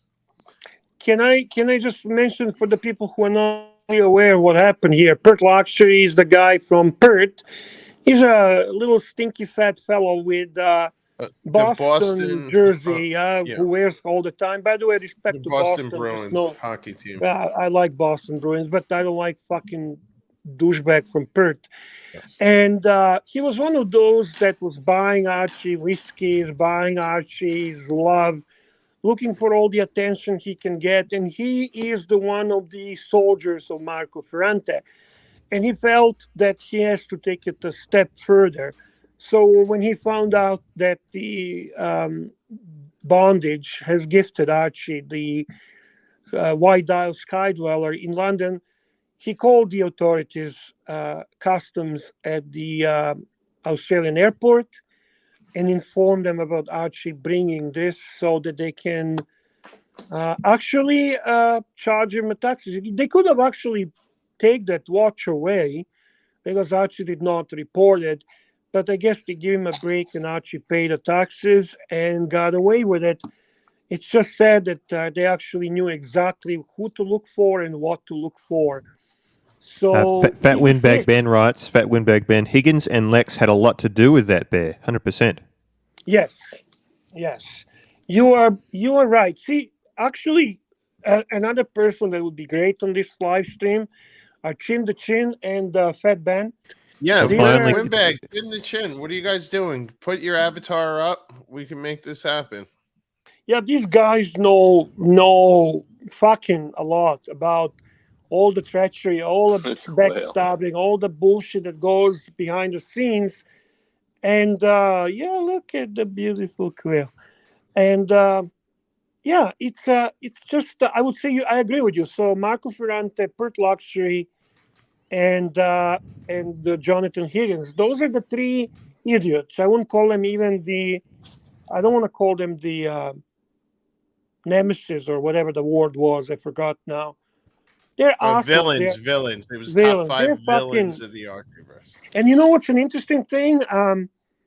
Marco and Jonathan tried to take advantage, and Marco was successful. He fucking capitalized. That kid still makes money from the assholes. Now he actually sells them overpriced watches. The kid is truly impressive manipulator, and I am. But Bear, I feel like the truth always comes to light. He's been so transparently devious on that gray market show. I think the coworkers and staff have been icing him out. It. Yeah, and yeah, that is all true. the people that really are charismatic, like the faces they make when he comes into the room. I don't know about you, but the characters I like on that show because I do enjoy the gray market. Me too. I watch it regularly. Actually, besides Roman Sharp, I like most of the people there. Yeah, me too. I don't mind Roman. I understand your issue with him and a lot of other people's issues with him, but I have to say the mood changes, and I love that Gary and the older guys kind of don't like him either. You could really see it, and I think the whole fact they're doing that gray market contest and right now that Drew was applying to is an underscoring them realizing Marco isn't panning out to what they expected, and now they're looking for another option. Correct. They were hoping and they were wondering if they're actually going to get the new Team Masso, the guy who's going to be their Team Masso. And even though Marco possesses significant watch knowledge, which is very encyclopedic, he is just a bad person, and it's just simple like that. My realization that he's a bad person, I think the first time I questioned him as a person was when he was talking very nasty about his own father in relation to how his father expected him to help his brother. And I was a little bit confused. So this is Marco? Sorry, sorry, who's this? I phased out for a sec. Marco. Sorry, my apologies, Marco, yeah. And I talked to Marco almost every day. As I said, he was like my kid, my younger brother, and I would give him advice. And I remember telling him, you can't talk like that about family, man. You know what? You can be angry, you can disagree, but it's ultimately your dad and your brother, so you need to just chill, and money is not beginning and the end of everything. The kid is very obsessed with money. The kid is money hungry, but you know what? Not in a sense that it's actually admirable, that you're actually hungry for money, so you drive to succeed in that. Right. He's looking for shortcuts, and he always looked for shortcuts. And I don't necessarily think that's the right path. That's not the right thing to do. So, and I think hopefully he'll learn this in the long run. No, I don't think so, Hoff. Honestly, I think this is the type of person that's always going to try to take to manipulate something and take advantage of someone. He's not a stand-up guy. He tries to. Speaking of not stand-up guys. Yes, the original OC. Very naughty boy. Oh, Green Room. Left me high and dry tonight. High and dry. Along with Listen, that OC, Diego. You could come to Archie Luxury show occasionally, not just him, right, I know Archie's mentioned that the last 2 times I've seen him. Right. Right. I'm happy to visit. I've made a commitment. I will visit the Archie Luxury show. He loves you. He wants you on that show. You're good and interesting, and that's why. I mean, let's be honest. Well, thank you, Bear. How's everyone doing tonight? I have not seen anything for the past 6 hours. I hope you guys had a good night. We were talking about Styx and REO Speedwagon and Journey, so you would have loved it. Sure. What concert did you go see tonight, by the way, OC? Yeah, it was at Styx and REO Speedwagon and Loverboy. Loverboy, where are you? Where was this? What venue? This was at PNC. Oh, got it. Roger that. Bear, were you in the middle of something when OC so rudely interrupted? Yeah, sorry. No, so I didn't. No, I wasn't. I actually, to be honest, I don't have much to say about it. So I don't consider villains people who are your nemesis. Nemesis can be a good thing. Your rivals, your competing channels, competing companies, they can actually bring the best out of you. I consider villains people who take advantage, who actually try to hurt you, who actually do things that hurts you financially or personally. That's what I hate. If you're a rivaling channel doing a good job, what's wrong with that? Try to be better. Try to put a better content. So, OC, the question was, who are the top 5 villains in the Archieverse? And universally, I feel like we think number 1 is Marco Ferrante, formerly known as the Watch Cardinal. Number 2, Higgins. And number 3, we're going with Perth Luxury. And then from there, there's pretty much a wash because, there's haters, there's people who are douchebags for whatever reason. But those 3 really went out of their way to cause monetary or real life harm. Sorry, Green Room. Well, individually, the men I spoke about yesterday don't quite match that mark of top-tier villains. But as a group, I think they belong in that top 5. As a group, here's what they did. Fair enough. They literally started spruiking channels that had nothing to do with Archie. They worked together to spruik channels that had nothing to do with Archie. Individually, none of them are up to that scratch of Marco or Higgins as evil bad guys. But as a group, they are definitely on that top 5 list. I say they operate a bit like Ornstein and Smo from the Dark Souls games. Together, they're like a boss battle that has different enemies that you fight. A bit like the Deacons of the Deep. There's much better examples than that. Almost but that's like just what comes to mind. if you would. A cartel, if you will. Yeah.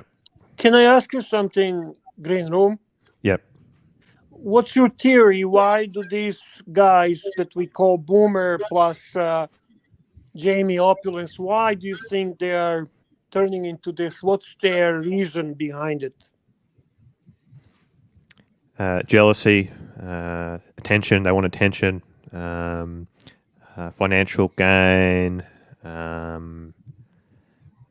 Green Room, were all of those people shunned from Archie at one point? Yeah. Were they shunned? What do you mean? No. Yeah. No. Were they cast? They should be. They should be.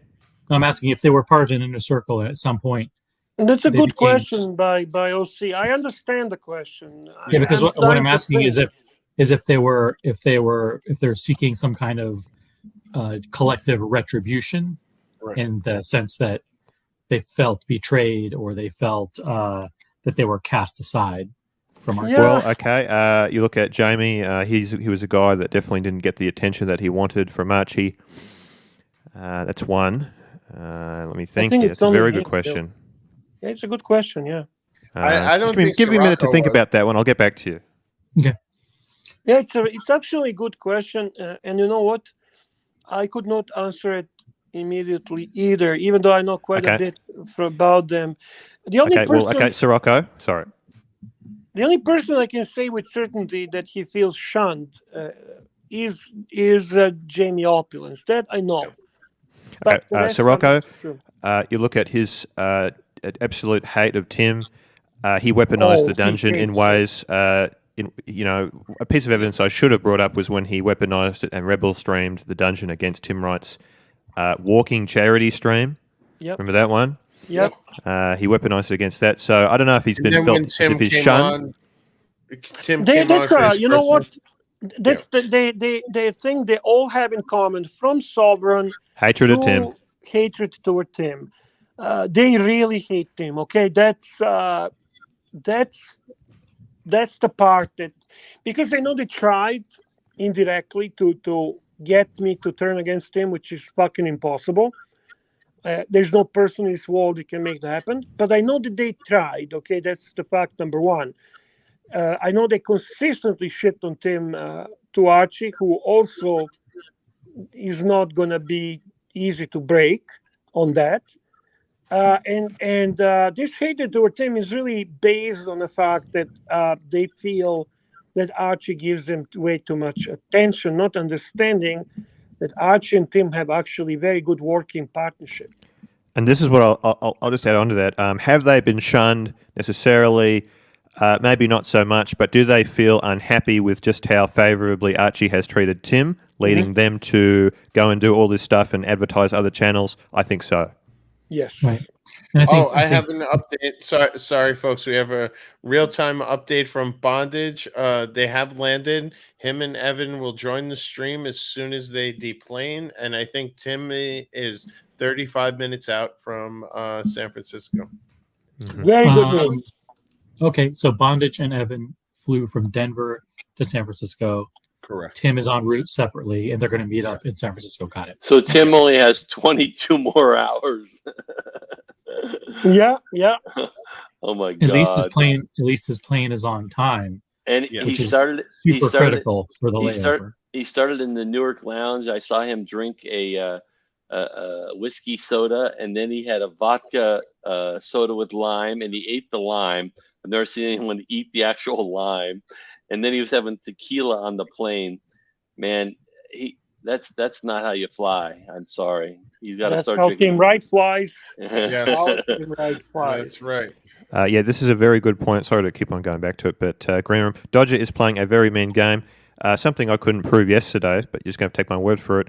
After the stream ended, it was one of the first or second dungeon streams, Dodger's demeanour completely changed. He said how bloody pathetic he thought Tim Wright was. Seems out of character when you think of Dodger. Really? Yeah. Dodger. Oh, yes. Dodger pretends believe me, he to is be completely this two-faced. Clueless man, but he's actually very sneaky cunt. Very.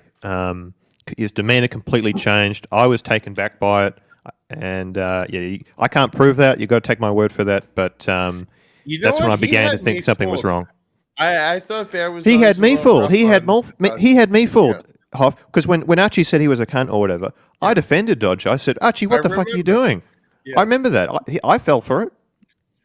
I fell for it completely. Yeah. I'll settle down now. You live for this. Green Room, you live for this.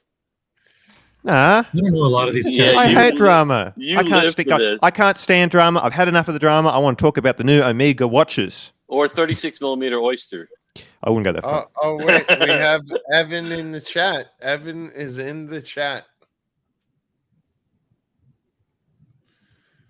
Hey, what does that mean? Hair on the plane. The super chat from Monty the Legend. I love these super chats. This is Lex and Crappy are the bad guys from Home Alone. That is a great one. They really are. That's a good one. That's very good. Tim's checking in the chat. This is why Mattis is the legend. That's why he is the legend. Yes. Yeah. Don't mistake this for a vacation, guys. This is going to be torture on my fat ass. Yeah. Whatever. Fuck off, Tim. Right? Okay, it's a vacation and you get paid for it. So go fuck off. Like he learns. He's always he learns the worst shit from Archie. Okay, this whole crying and it's not easy, guys. It's hard. It's hard. Fuck off to both of you. But Barry, you understand that the majority of the criticism against Tim stems from the fact that they think he's a hypocrite because he's supposedly, he comes from money or his parents are wealthy and he has a trust fund or whatever, and that he plays the part of a struggling YouTube celebrity. But the reality is he actually is. The reality is he actually is a struggling YouTube personality. That's the career that he chose, and it's not a very lucrative one. So the argument really falls flat. I don't understand why they keep harping, Doc's reports and all of his Tim's detractors keep thinking that the more they harp on this, success, and that's what that Tim's family is rich, that it somehow takes away from the fact that he's a watch YouTuber. I don't understand that either, Ossie. Honestly, they really believe that he's a trust fund fucking baby. Yeah, but even if he were, he's been able to deflect that away from the personality that he portrays on his YouTube channel. His YouTube channel is he is a struggling YouTube watch YouTuber. It is what he is. Yeah, true. So I mean, they can continue on harping, but it hasn't worked before. It's not working now, and it won't work in the future. So they have to try something else. He does have some nice watches, though. He has a few nice watches. He has them. He had them before. They may be jealous of craze. Before the craze. Okay, that's why. Oh, super chat from OG. All right. OG #hockey. Hoff, thoughts on Jacob and Co.'s suit versus Young Thug. Hold on. What does it even mean? I need a translation on that. What is he talking about? So Jacob and Co. is a common jeweler. I think us in the watch community know him from some of his astronomy the ugly, watches and shitters. And my guess would be he's suing Young Thug, who's currently and OG #hockey. I will do some research on this one. I'm not in the know, but I have a feeling what's going on is Young Thug's currently battling a case in Atlanta, and maybe he owes Jacob some money, so he's suing him. But I will have to get back to you on that one. Oh, I love the bird. I love that bird. So Green Room, is that Quail Cam you, or is that someone else I fell for and his Mathis is going to come jumping out of that I'm not exactly sure. Yeah, Mathis maybe. Yeah, I have a feeling that is Mathis is... All right. Sorry for interrupting. OC. No, that was my only point, because I'm trying to understand the correlation among between the what do they call it, the boomers and the anti-Tim sentiment, and how it relates to their collusion to attack the Archieverse. And that's because I really don't know much. I don't know any of those guys really, because I came into the scene after all of that. I mean, the only person I know I've never met or talked to is Marco, because Marco and Tim used to be on Archie's show, right? So when I used to watch that, it was around that time that they were splitting up. And then Higgins, of course, was on Tim's show, and I started joining the panel right when Higgins was transitioning out. So. I haven't seen Marco on Luxury Bazaar lately. Well, he is in Canada, and then he's not there in actual Philadelphia, wherever they are, so he's not part of it in that But sense. It's clear they're phasing him out. Well, he's got his own channel with them where he pretends to be Tim Asso. I don't watch it because I can't stand the fucking kid, but I know that channel exists, and I don't know what type of job he does because I don't watch it. So If somebody does, they can comment. I know that exists. From other things, like a gray market, he's not part of it. He has been on it maybe twice. The first was the cringe when everybody said, like, what the fuck is going on? Who is this fucking little asshole? And then they slowly kind of just had a very short, controlled segments with him. Hey Bear, what do you make of the news that Jack Forster, who was the managing editor of Hodinkee, has now jumped ship and is now joined as the global editing director of the Watchbox? This is definitely Mathis, by the way. Notice the quail cam has changed. It's Mathis. I think Watchbox is a serious player in that world. I think the Watchbox is making a right move, and he's making a right move. That's my opinion. Yeah, just going back to the whole, just for 2 seconds, back to the whole Marco thing at Luxury Bazaar. I think it's only a matter of time until Roman gets Wizard to pick up Marco in his pickup truck, take him out to the countryside, open the door, let Marco run free, and then just when you know it, Wizard's going to pull out a big rifle, bang! And that's going to be the end of Marco, I think. That's a funny scene. By the way, the Wizard's been quiet lately, right? Well, is he meant to be opening up some type of store or something? Yeah. He's not opening up anything. He's in hiding. Everybody knows that. I mean, come on. Okay. Right. You know what? That makes sense because he's certainly been quiet. Every once in a while, he, shows a meme in a WhatsApp group, but I haven't seen him around in weeks. Months. What do you mean weeks? Months. And we all know why. Hey, I've never been the guy to say this, but 178 watching and nowhere near that amount of upvotes. Let's make Timmy proud. There's no Tim.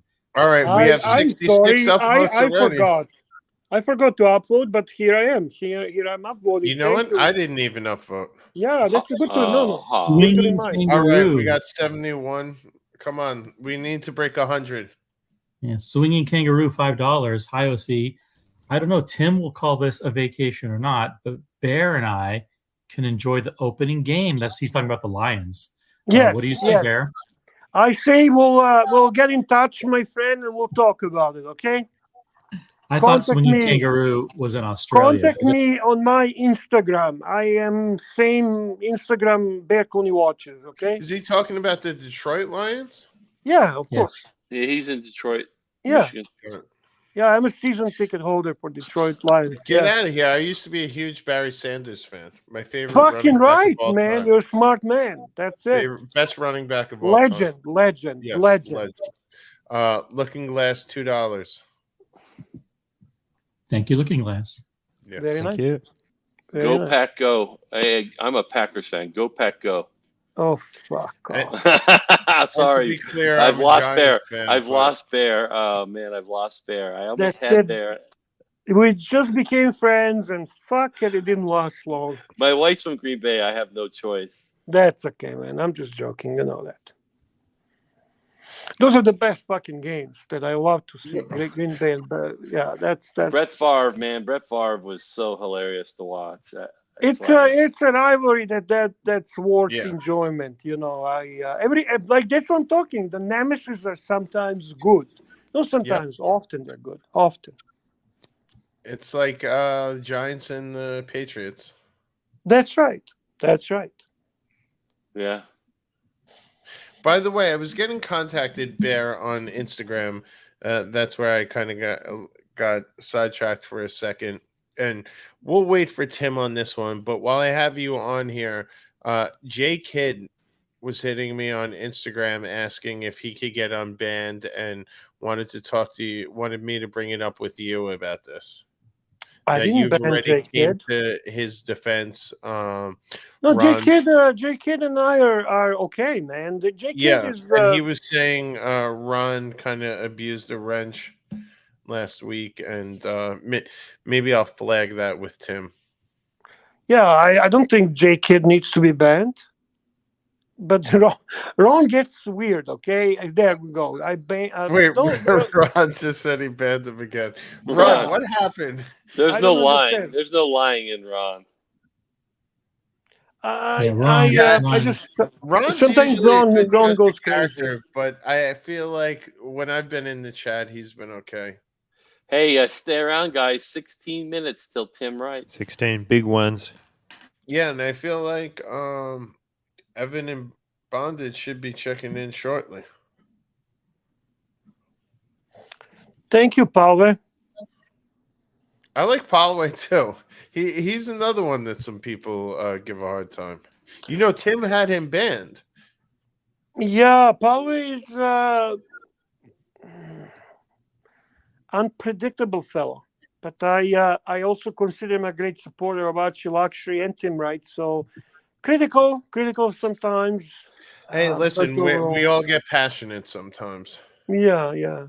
Fat Windbag Ben backing up J Kid starts trouble for nothing. He's a clown. You have one of those super chats from the member who is member. Members only. I see. Half on Smash. Hats off to you. You're better at this than Tim. Not hardly, but I appreciate the compliment, Harry. But can you imagine doing this 2 times per day, 7 days a week? Much respect to Tim. Cheers. Absolutely. I'm struggling going on hour 2.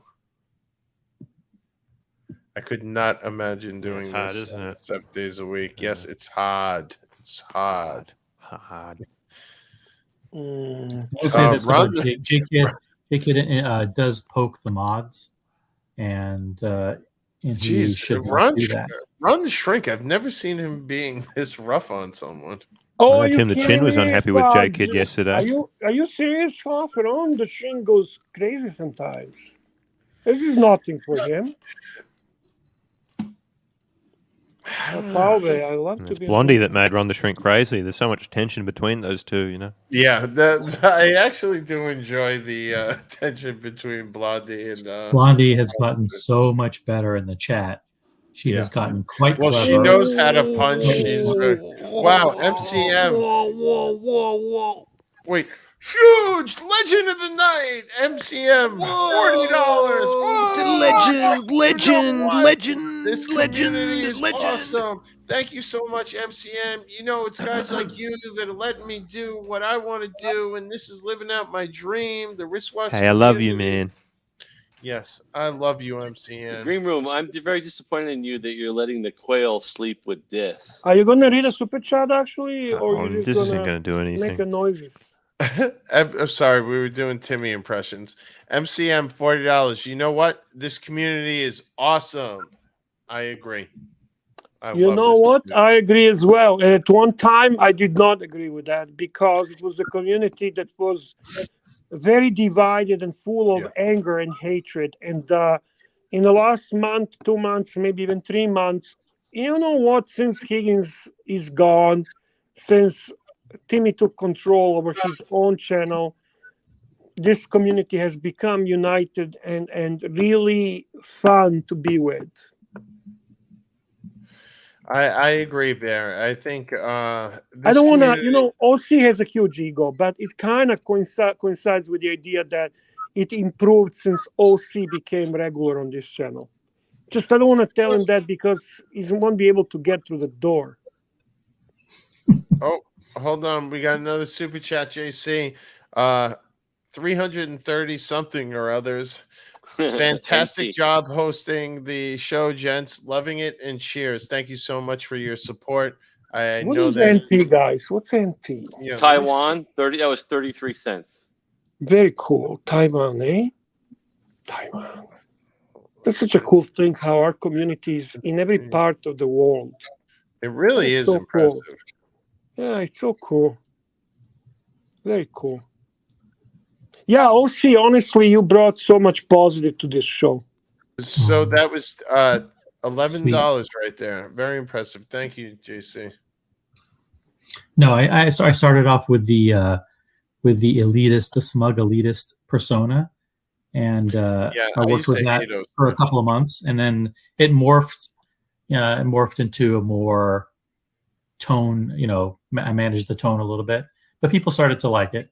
They like OC. You're the Dick Cheney of the channel. Yeah, dude, I like that. You are, I like that. Tim Wright is George W. Oh my God, Mickey, you fucking got it. You fucking got it. That is so true. And I love George W. Bush. He makes me laugh so much. Dick Cheney coerced Bush to do things he shouldn't have done. So I'm not sure. Hey, Bear. He also shot his friend in the face while turkey. Okay, well, no, let's not say you're completely like that. Nobody's, but it's kind of good. I think what you're saying is that I'm a loyal, knowledgeable co-partner.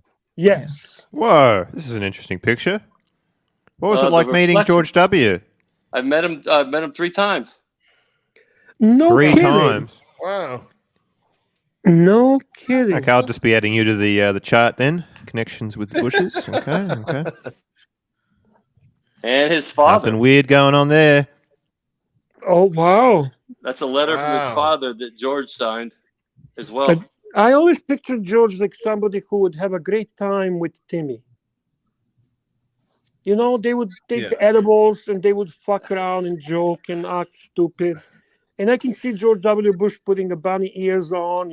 He's actually let free. Well, what about Hunter?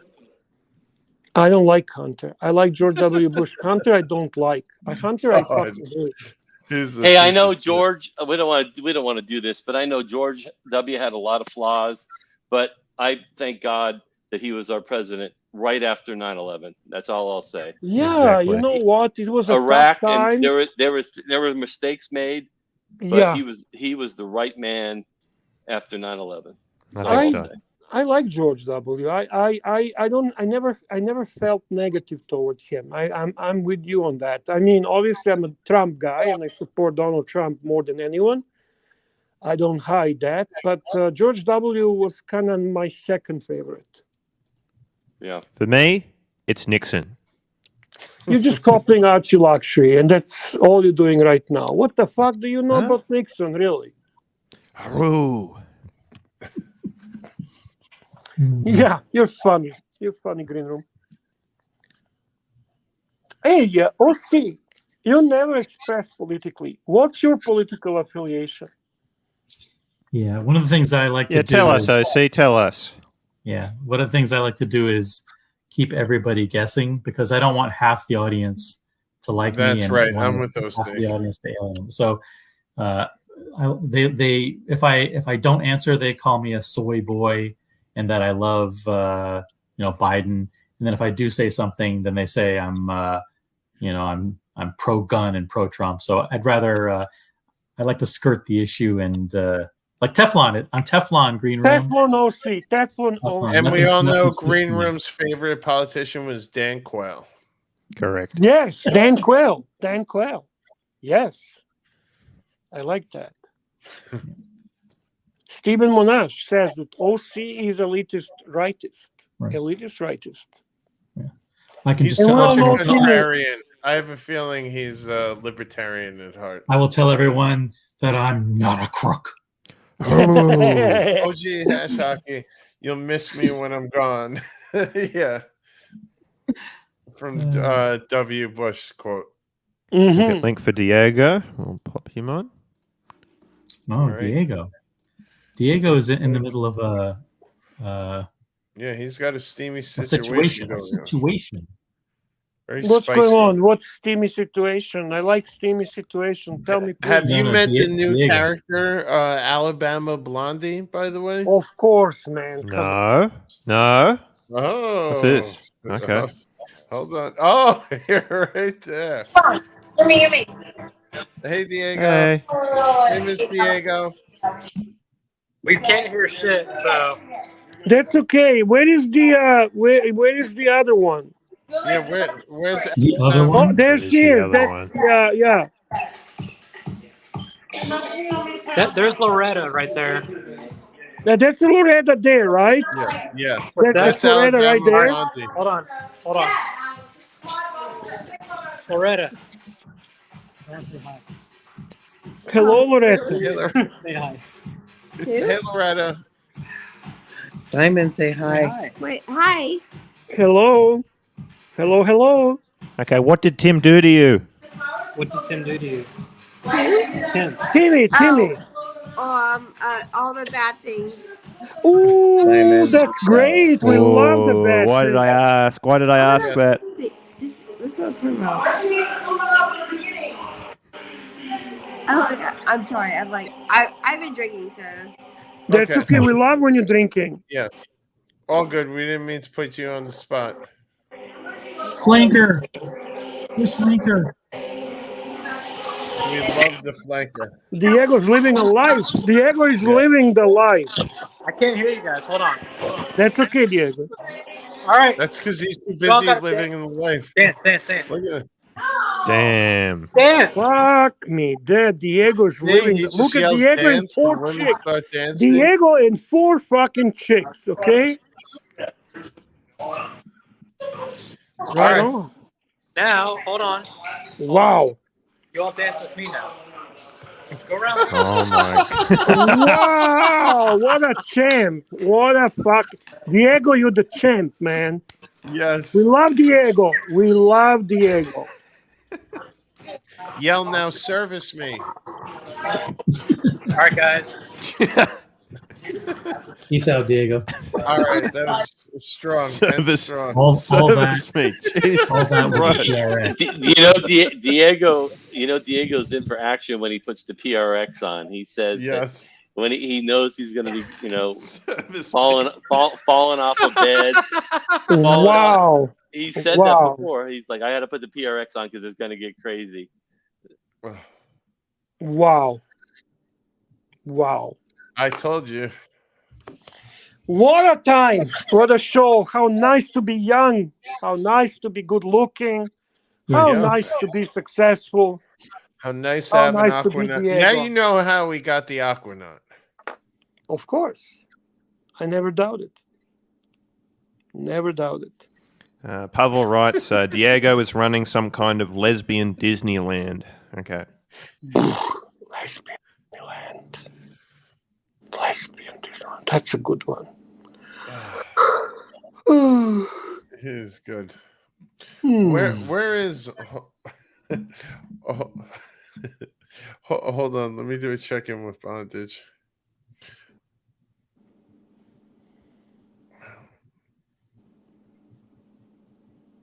How you holding up there? Sound like you're ready to tap out. Yeah, fuck me, Dad. I'm getting tired, to be honest with you. It's all right, I'm just trying to last a little longer than OC, but OC came later, so fuck me, Dad. OC's all hopped up from adrenaline from bands from the mid-'80s. Yeah, so he's gonna go for an hour for sure. I mean, what? I want to see Bondage and Tim. Yeah, me the too. stream from the airport. Yeah. Bondage said Evan's about to jump on. There you go. Hold on. He can't jump on. He's sending his representative. He said Timmy's minutes from landing. Now Timmy, I saw a picture. He was apparently upgraded to either business or first class. Yeah. Yep, I seen those fruity colored Nikes and tequila swilling.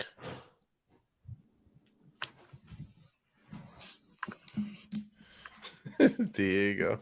He really is got something going on over there, Mickey.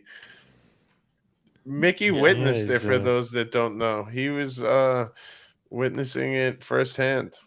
I said that night I should have just retired. I was there for the original Loretta, and I should have just tapped out, but you guys sucked me in.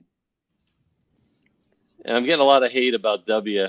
I said he wasn't perfect, guys. I don't know what you want from me, but no, I think you're right. I think he handled 9/11 pretty well immediately afterwards. I can't take that away from him. No. This is where he shined. That's his shining moment. There's no question about it. I don't know what people have an issue with that. Oh, hi Q. I didn't see you. Hi Q. Nice to see you, Q. Oh yeah, Q's been in the chat. Where is he?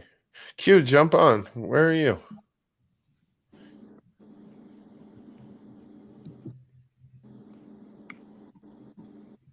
Where do you see Q? I don't see him in chat. Q Chen, right there. Oh, maybe gotcha, he blocked you so you can see him. Yes, you know, no, I see him. He would never block me. Stop. I don't know. I actually hang out with Q. Q's a good guy. You were very rough on Q, Bear. I had a conversation with Archie. I was like, you got to do me a favor. We need to get Bear to calm down on Q. Yeah, I test people to a certain extent, and then they pass the test. Bear loves them. That's the way it goes. No, I Q get is it. a good guy. I just could not. I had to read his soul. That's the thing. Yes. That's the thing. That Q has got a very cool glow up wireless keyboard. Glow up or blow up? It's an LED. It's like a glowing LED keyboard. Very, very cool. Wireless, I think. It's not cheap. By the way, Green Room, careful what you compliment on Q, because the last time Diego mentioned he had a pretty sick graphics card that he showed. When Diego came to New York, Q handed him the same graphics card in a bag. See, that's a generous and good soul. Yeah. Things have been hard. Listen to me very carefully. Things have been. He has no soul. Things have been very hard for the shroom. I only have this boring Logitech wireless keyboard that I use. No LEDs whatsoever, and I'm not complaining or anything. But I recently complimented Q on his car collection, and I had a McLaren delivered yesterday. He's very generous. Not bad. He was a very nice guy. Yep. See, there's Q. I want that bear. I want that bear mouse. That has the like half the stomach showing up. Yeah. Yeah. The cause. I want dissected. that. I want that. Q. Can I please have that? Thank you, Q. Maybe he'll give it to me. You don't know. Don't ask. You don't know. That's right. Yeah, I like that thing. What's it called, by the way? Bear brick. Yeah, bear cause brick. Yeah. Dissected bear brick. Yes. That's what I like. From everything he has, that's what I want. See, and everyone was making fun of him about the bear bricks initially, and that one is cool. Everyone watching, we have 172 people watching. Share what Q has given you as a gift. I mean, just start typing in the chat. Just as anything that you've gotten from Q, just type it in. I trust him to show up right now. Hey, guys. Oh my God! It's Timmy. I know, right? How you doing? How you doing, guy? How you doing, legend? Hey. What, you're on the taxi? You're on the taxi? I'm in the taxi. We're coming to the thing. They still didn't turn on the light. Hopefully they'll turn on the light in a second. I just sent Bondage the link via WhatsApp. Well, why do you need a light? You're like you have it like an ocean. You have a dark around you. You look cool like ocean now. Yeah. Right, Timmy? Oh my God. Are you tired, Timmy? Already? Are you drunk? No, Did you get drunk? No. Well, I got drunk at the lounge. Yes. And now I'm fully recovered. And okay. Where are you now? SFO. In San Francisco. Yeah, but outside? He's in the plane. I'm on the plane. He just landed. He just landed at San Francisco. Literally just took down. The plane just touched down. We're coming in. I'm gonna be running to be Bondage. They're supposed. Well, I think they're already there, but I have to make it to the international terminal. I have no idea. They are there. They're waiting for you, Timmy. They're waiting for you. Oh, fuck. It's the first time I'm at this airport. I have no idea where to go. You guys are going to be coming with me. Anybody knows where to go? Can you give me directions? You just go out the door to the airplane, and then you enter the airport. And you follow the signs. Mm. You see the gate agent, and you say, "Where is the transfer to flight?" But Timmy, though, you need to do it quick because there is they call it the air train. You may have to take the air train to another terminal. If you got Timmy, dim right in the chat can help if us. you have to take Dim the air right. train, you need to move. I'm gonna have to do the security. You No, if I have to take the well, no. Hopefully not. But if you take the air train, it's like a train. It's a monorail, and it's a pain in the butt. So hopefully you're in the same terminal. Exactly. how much time do you have to your flight for Australia? How much time do you have? I think it's taking on. You see here. The plane is leaving. Okay, boarding starts 10:05. What is it now? I have no idea. So what time it's it is. probably 9:39 over there now, Pacific. Someone Because tell me. it's 20 to 1. 9:39? Should be 9:39. Okay, let me change the time. 9. Cutting it close. Fuck, that is close. Yeah, it really shouldn't be on the stream at all. Should just be focusing on getting to that plane. Yeah. You should Timmy, go. And I have a feeling you're in the domestic terminal where you probably need to be in the international terminal. Tim, Yes, you I know, do. Yes, I do. How far is this? Tim, the flight attendants. Go the flight find the flight attendants already have the gates where your flight is. Oh wait, You hold can on, ask hold them. on. We have the legend. Oh, bonded. Hey, Timmy, where are you? Yo. He Hey, just landed. I just landed. Okay. I'm taxiing. I'm gonna be jumping out and running to you guys. Is it far? Can you guys check? 10:05. What gate did you land at? I landed at C. Second. I landed like shit. Is he the only one left on the plane?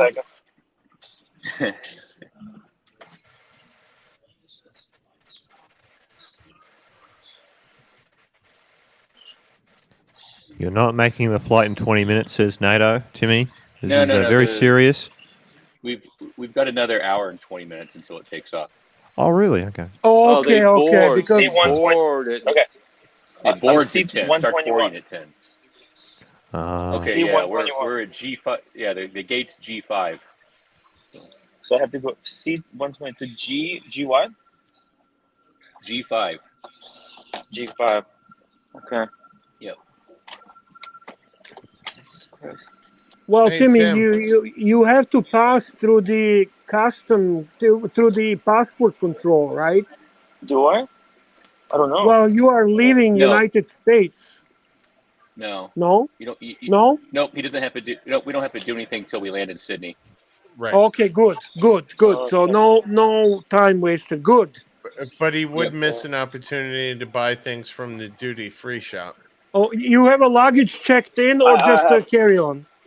What are you talking about? I have no money to buy shit at duty free. Timmy, do you have a luggage checked in or do you have just a carry-on? Oh, excellent. Yeah. Excellent. Timmy, they'll take you into custody in Australia. What? Oh my God, Scott! I figured you're wanted for something. Oh my God! I arrest him. You know, they actually stopped me for a second. They wanted to know. Anyways, never mind. No, hang on. Wanted to know what? Tell us the story. You tell us, Timmy. Doesn't matter. No, it doesn't matter.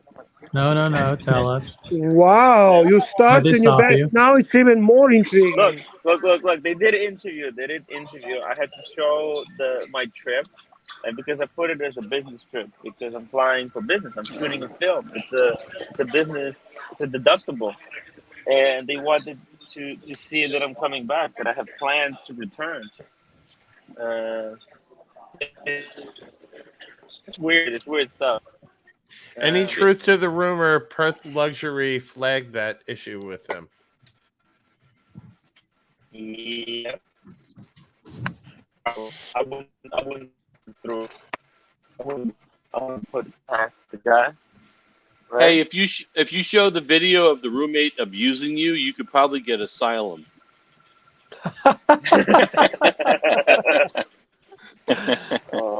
That's funny. Bondage, how was the flight for you and Evan? Uneventful. All right. Just Denver to San Francisco. Nice short hop. I'll take it. Got to be under 2 hours, right? It's just at 2 hours. Yep.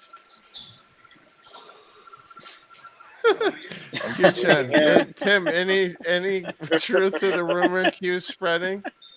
Oh, come on, guys.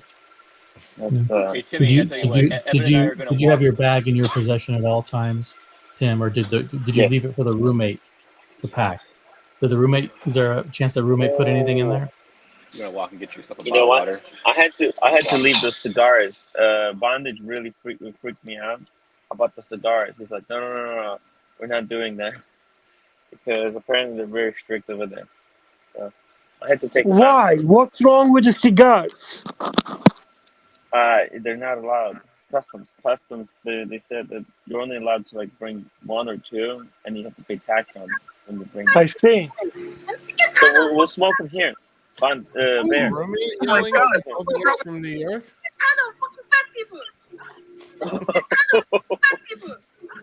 Yeah, that's right, Bear. Australia is insanely strict on tobacco imports. What the fuck is that? I'm not making that sound. Fat shaming. What is that? That's the roommate, Bear. What is she saying, though? Who's making that sound? What is she saying? Something like I'm sick and tired of fat people. She hates fat people? Yeah. I wonder why. Holy shit! Fuck you, I know, man. Timmy. Not helpful that I've been putting on the pound. Oh, I'm so sad, man. But then I'm not people. I'm a bear. So I'm okay. See, what's that on your wrist? Oh, it's a VIP tag. It was in the, oh, VIP You didn't rip that off the second you walked out. Flexing. He's never gonna wash. He'll never wash his hands again. He shook their hand. How cool is that? I want to get off this plane, guys. I need to run international. Oh, Bondage, we can't hear him. Bondage, you muted. Okay, Timmy, we're gonna meet you at the gate. What's the gate again? G5? G5. G5. Holy shit, Bondage is already going to the gate. You're giving me a panic attack. Timmy, no, Timmy, you'll be okay. Don't panic. You got fucking 1 hour and a half, man. What's Timmy, you're fine. Okay, save me a seat. Save him a seat? Save him a seat? What? Oh, see, is this your friend, Timmy? What the fuck is wrong with this guy? The ticket saves the seat. That's the good part. Timmy. Look at Timmy, how cute he is. Timmy's going to Australia. Wow. Yeah. No, Timmy, we're just moving because I have to get Evan some bottles of water because you guys are going to be sitting in steerage class. So. Why is Tim still on the plane? Yeah. They're not going. Don't answer his anxiety, man. Yeah, you can't just jump off on the middle of the runway. Look, you actually have to taxi. They haven't even attached the plane yet. Oh, wow. Hey, Tim, how do you ever expect to make your connection? Super chat from Neo. Timmy, read the super fucking chat. Timmy, read it. Neo, read the fucking thing. Tim, how long has it been since roommate gave you the boom boom? Last night. Hey, you know what? Yes, there was a boom boom last night. Yeah. Bravo, Timmy. What? One for the road. One for the road. Exactly. Timmy's gonna be a father. And by boom boom, he means sex, not 2 shots into your jaw. or a hit with a spatula. Oh my God. Oh my. Yeah, Timmy, that's normal, by the way. It's not first flight for you in your life. It takes some time until they fucking get the stuff and everything organized. Why are you worried? They got everything in system there, and you don't think they're gonna be late. You're gonna be late. They're not gonna make you miss the flight, okay? Listen, Bear. I mean, you don't know this, Bear. You should start screaming, "Let me off this plane!" No, they have this. They have this. He's not the only one. They have this in a system, man. Come on. Guys, there has been a lot of problems with shit. Let me ask you, was this flight delayed, the one you are on? Nope. So, what are you worried then? What the fuck you want? I want it faster. There we go. There we go. Timmy in action. Oh, watch out for one of those baggages to fall and hit him in the head. Yep.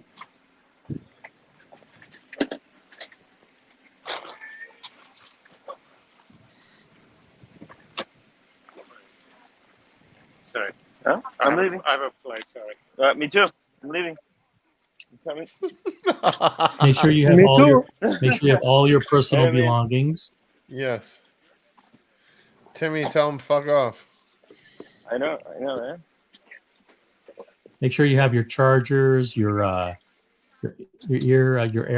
earphones, AirPods. Yep, I got everything. AirPods. Dildo. Yeah. Yeah. Got the dildo. Your wooden dildo from Mike's lathe. Yeah.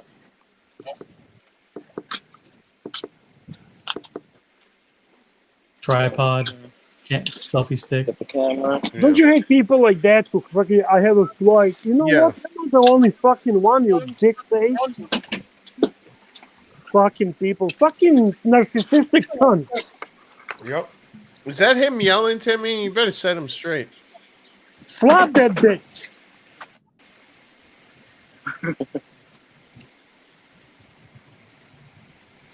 Hey.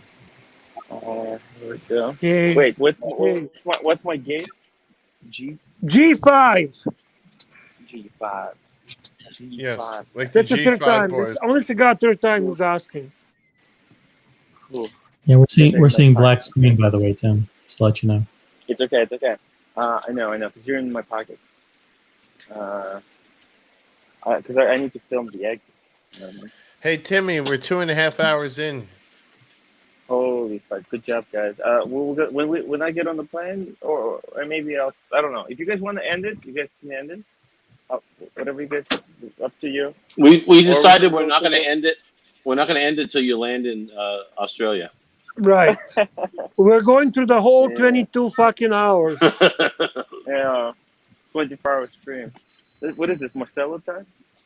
Yes, sir. We renamed your channel as well.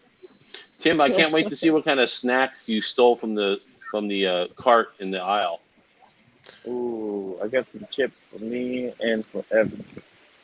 Benzo, $2. Bear, do you still love Gray Side of the Moon?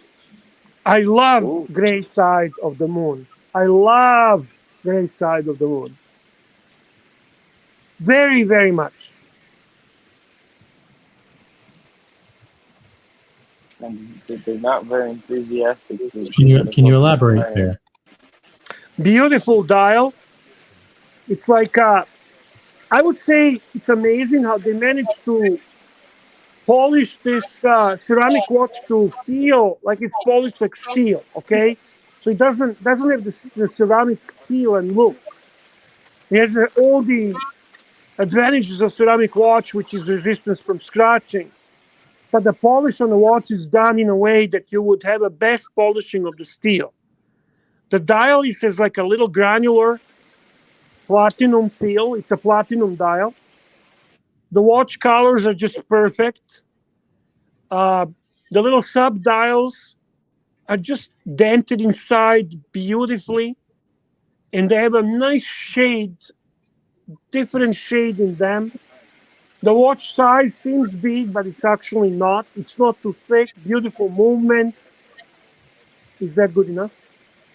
Yes. That's pretty good. Pretty accurate description. Great description there, Bear. I love the watch. I really do. I have to say that's my absolutely favorite ceramic watch. And the only one that maybe I would take over that one is the Gray Side of the Moon Meteorite. Wow. But that's a different level.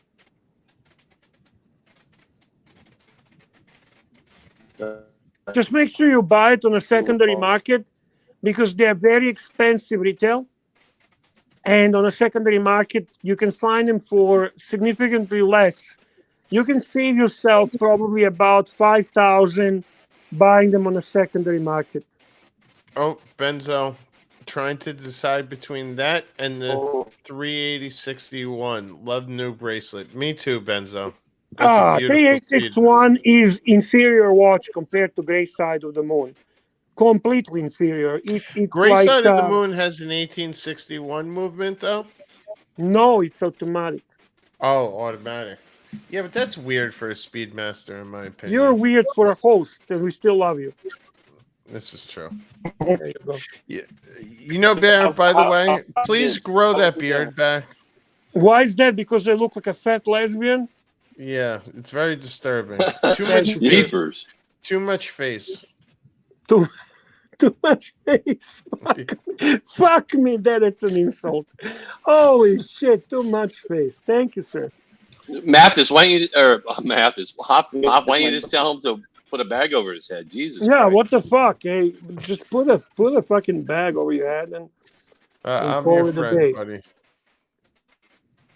You know what's also very cool? But while I'm on the roll, the wizard agrees. You know what's a very cool thing about the Gray Side of the Moon? The tachymeter scale on that is ceramic bezel, okay, is actually illumined with superluminova. So I know what you're talking about. I've seen that so too. It's so fucking cool, okay? And I'm gonna tell you, even though you giving me this hard time, Hoff, that moment is actually very good. It's a coaxial. I know you're talking. Holy shit! Hold on. Oh, where's Green Room to over? Neo, half hour more and make it interesting. Timmy, did you get that?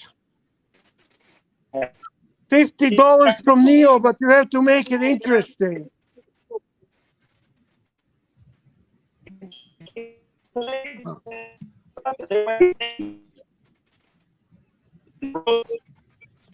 Timmy's really failing tonight. It's a very nice movement, by the way, Huff. Caliber 9300. Is that the same that's in the racing version? No. No. This is a much better movement. This is coaxial escapement. That's what's it called? Column wheel chronograph.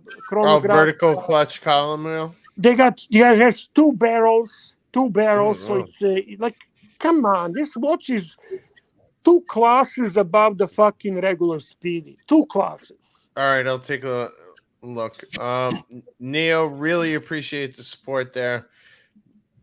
You are the man. And talking about someone that, much like what Timepiece Exquisite saying, always holds Tim's feet to the flame and tries to make him a better person, Neo has been a wonderful influence on Tim. Yeah, he's been very good influence on Tim. Yeah. Neo's a good man. Hoff, what kind of batteries does your AP take? Yeah, what kind of batteries? I mean, those lights must be very cool when you light them up with the battery. Now I know how my wife feels when I make that joke to her about her neon Adidas Boosts. What do you mean you're going to take a look? You're interested in the Gray Side of the Moon? Over just as. What was that, OC? OC? I didn't say anything. Yeah, you did. You tried to. What did I say? You were saying something, OC. No, I was just saying that Mickey's joke went over just as well as Hoff's joke with his wife. Yeah. Yes. We were just picking on watches. The only thing I could think to say. Sorry. Yeah, Neo, I know Hoff is so fucking dumb. Honest to God, the guy tries hard. You can't help. Fuck, okay? 9300 movement is awesome. Exactly, Neo. Why am I wasting time with amateurs? I don't know. Listen, if Neo says it, I believe it. Well, this went sideways quick. If Neo says it, he believes it. You fucking guy. First, he tells me to put a fucking bag on my head, and then he tells me I just Neo said grow says the it, beard back. A little too much face. He's I didn't say fucking put it back. insulting me. He's insulting me left and right. So basically, I'm an ugly dumb fuck. No. No. It's mildly hideous. Jesus Christ. Okay, no, you know what? This is a beautiful movement. I'm looking at it right now. There you go. Thank you. Benzo. Super chat. Oh, so this was first in the Planet Ocean chrono.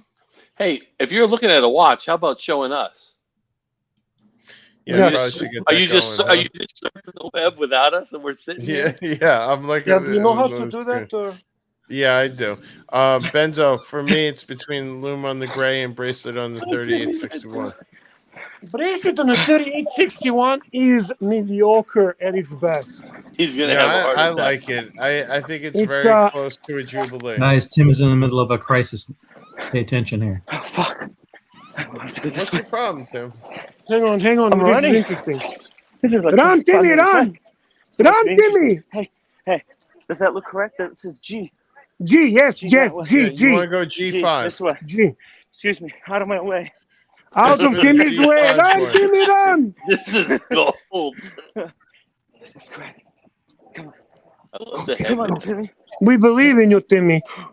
Fuck me, Dad. Oh my God, he looks huge. Jesus Christ. Oh my God.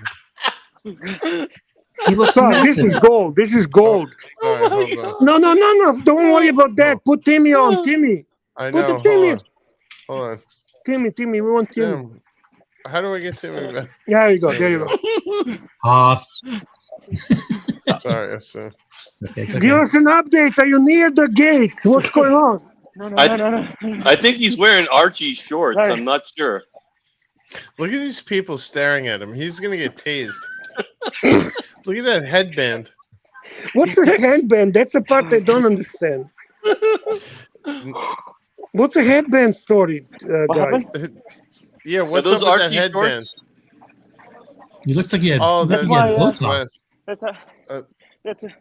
those are his blinders. Don't talk, Timmy. You're gonna faint. Just run, Timmy. Don't worry about talking. You need the oxygen. Neo, $5. Entire dark breathe the oxygen. To get the gray side and pitch black. Holy shit! This is exciting. This is exciting live stream, guys. It's just started and it's already fucking happening. He doesn't have drama, and he doesn't have his deodorant with him either. Will Timmy make it? Will Timmy make it, guys? What odds are you giving Tim to make it? Super chat and tell us what do you think. Is he gonna make it or not? Or he's gonna have to wait for another flight? Why didn't you slow down, Timmy? Oh fuck, he's slowing down. Timmy, keep running. Run, Timmy! Don't fucking walk. There's no walking. I had the tiger, Tim. What time is this flight? What time does this flight leave? Not board. Well, it's boarding. It's boarding in 5 minutes. Yeah, it's boarding now. It's boarding in 5 minutes. Timmy, 5 fucking minutes. Super chat from Looking Glass, $2. Looking Glass. Timmy, take the stairs. No, stairs. Run on the fucking moving. Oh, what a mistake. What a Looking Glass, mistake. $2. Timmy is the new Hertz commercial. Come on. It's like fucking heavy. Oh fuck! This is amazing. This is amazing footage. The Pine Barren, $5. Innocent bystander in danger of losing an eye if one of those buttons gets loose. Oh shit! Like a bullet. G. Where are we? G gate. Yeah. G gate. Yes, G5. Timmy, run. Come on, Timmy. Tim, go to the outdoor terrace and have a cigarette real quick. Oh fuck! Is he gonna make it? This is so tense. This is so... Hermes, Timmy, guys. Hermes. Timmy, check on Birkin. Get the pony. Yeah, check on Birkin, buddy. Duty-free pony.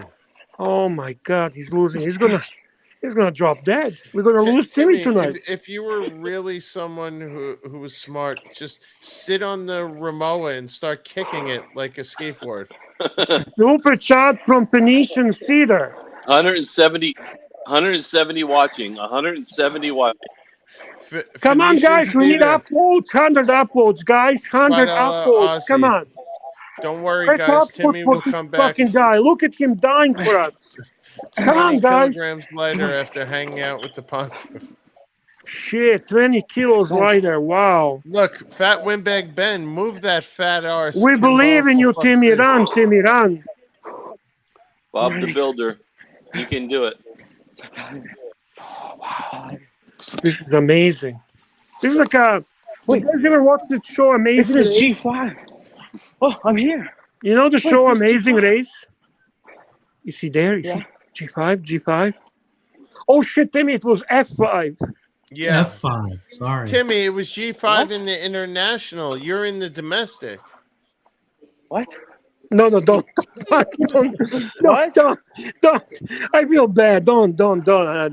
Timmy, keep going, buddy. Don't listen to us. What I don't understand is start screaming bondage and discipline. Where bondage? Is bondage. Start screaming, I need bondage. He was on time. The flight was on time. How can it be that close of a connection? Oh. Is he out? Where are you going now? What the fuck is he doing? The baggage claim? Did you go to the baggage claim? I think it's downstairs, no? I don't think so. There was nothing there. Where's bondage? It said a fucking G5 Sydney. It said a fucking G5 Sydney. Or is he already on the plane? No. He might be on the plane. There's G6. There's G6 over there. No, you need G5. I know. I think, look, it says G5 and G6. Yeah. Come on. Start asking for bondage. This is really riveting. This is riveting. Jesus Christ. What's behind me? Ah, there they are. Oh my God. Looking Glass, $5. APB on the Ukrainian dishwater with hairnet flailing through the airport. Or washer. Oh my God. Dishwasher, APB on Ukrainian dishwasher with hairnet flailing through the airport. Amazing. All right, Timmy, you made it, you mofo. What an amazing scene. Evan looks thrilled to see Timmy. On this flight to Australia, the Australians make us wear these. Oh, yeah? I don't have any masks. I have. That's it, Timmy. They'll kick you off the plane. You fucked. Fucked was fucked, I.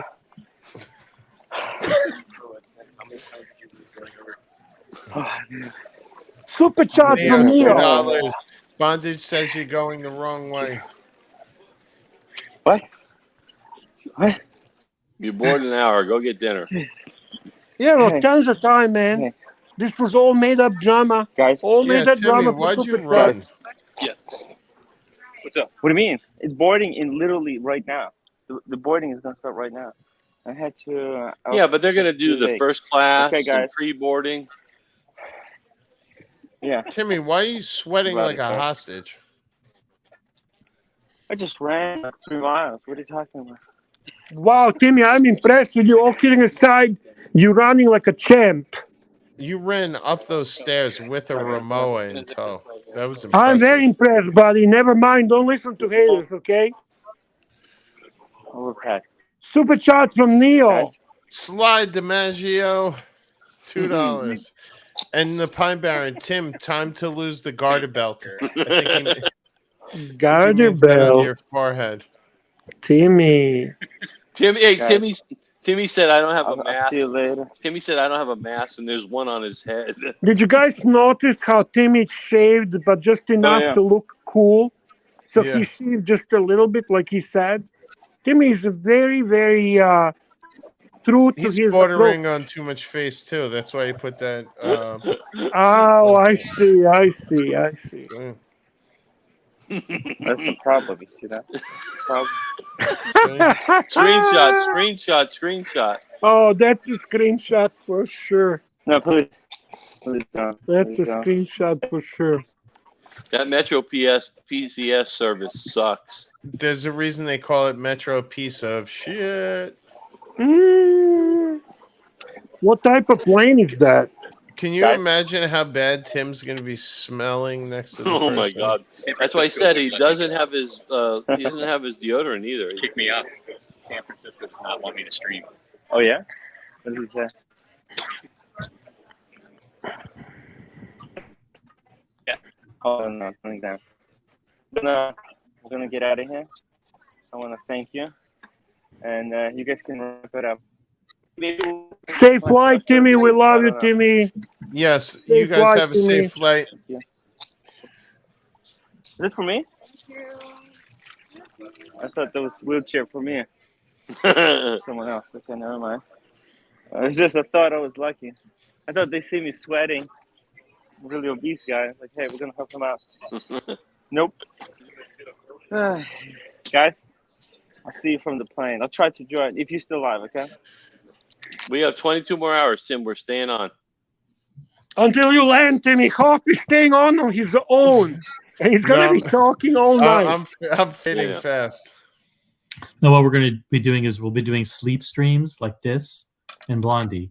So Hoff and I will go to sleep with our cameras on. And if Tim comes on, he'll scream and wake us up. Rotations. One of us stays up, 3 of us sleeps, and then we rotate.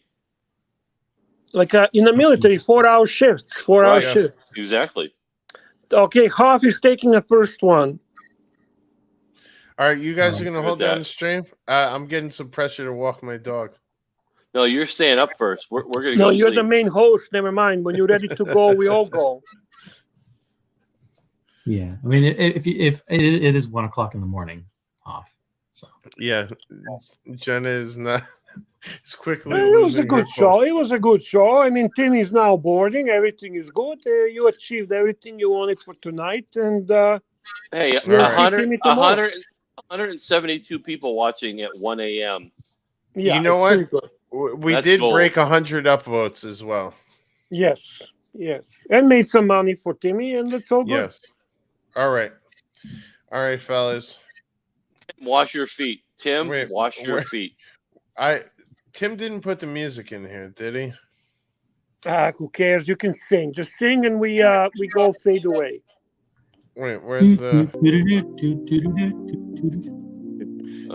We'll have to. Oh, that's a Marcelo fucking music. It's a Marcelo music. No, I know. He was supposed to put outros on here. That's you know you can't count for him for nothing. Good night, everyone. Benzo Super Chat. Thank you, Benzo. I missed your videos, Bear. I appreciate that. You're a true gentleman. Too. Thank you, guys. Oh, and Kent Daigle, United 863 for flight tracking on the boys.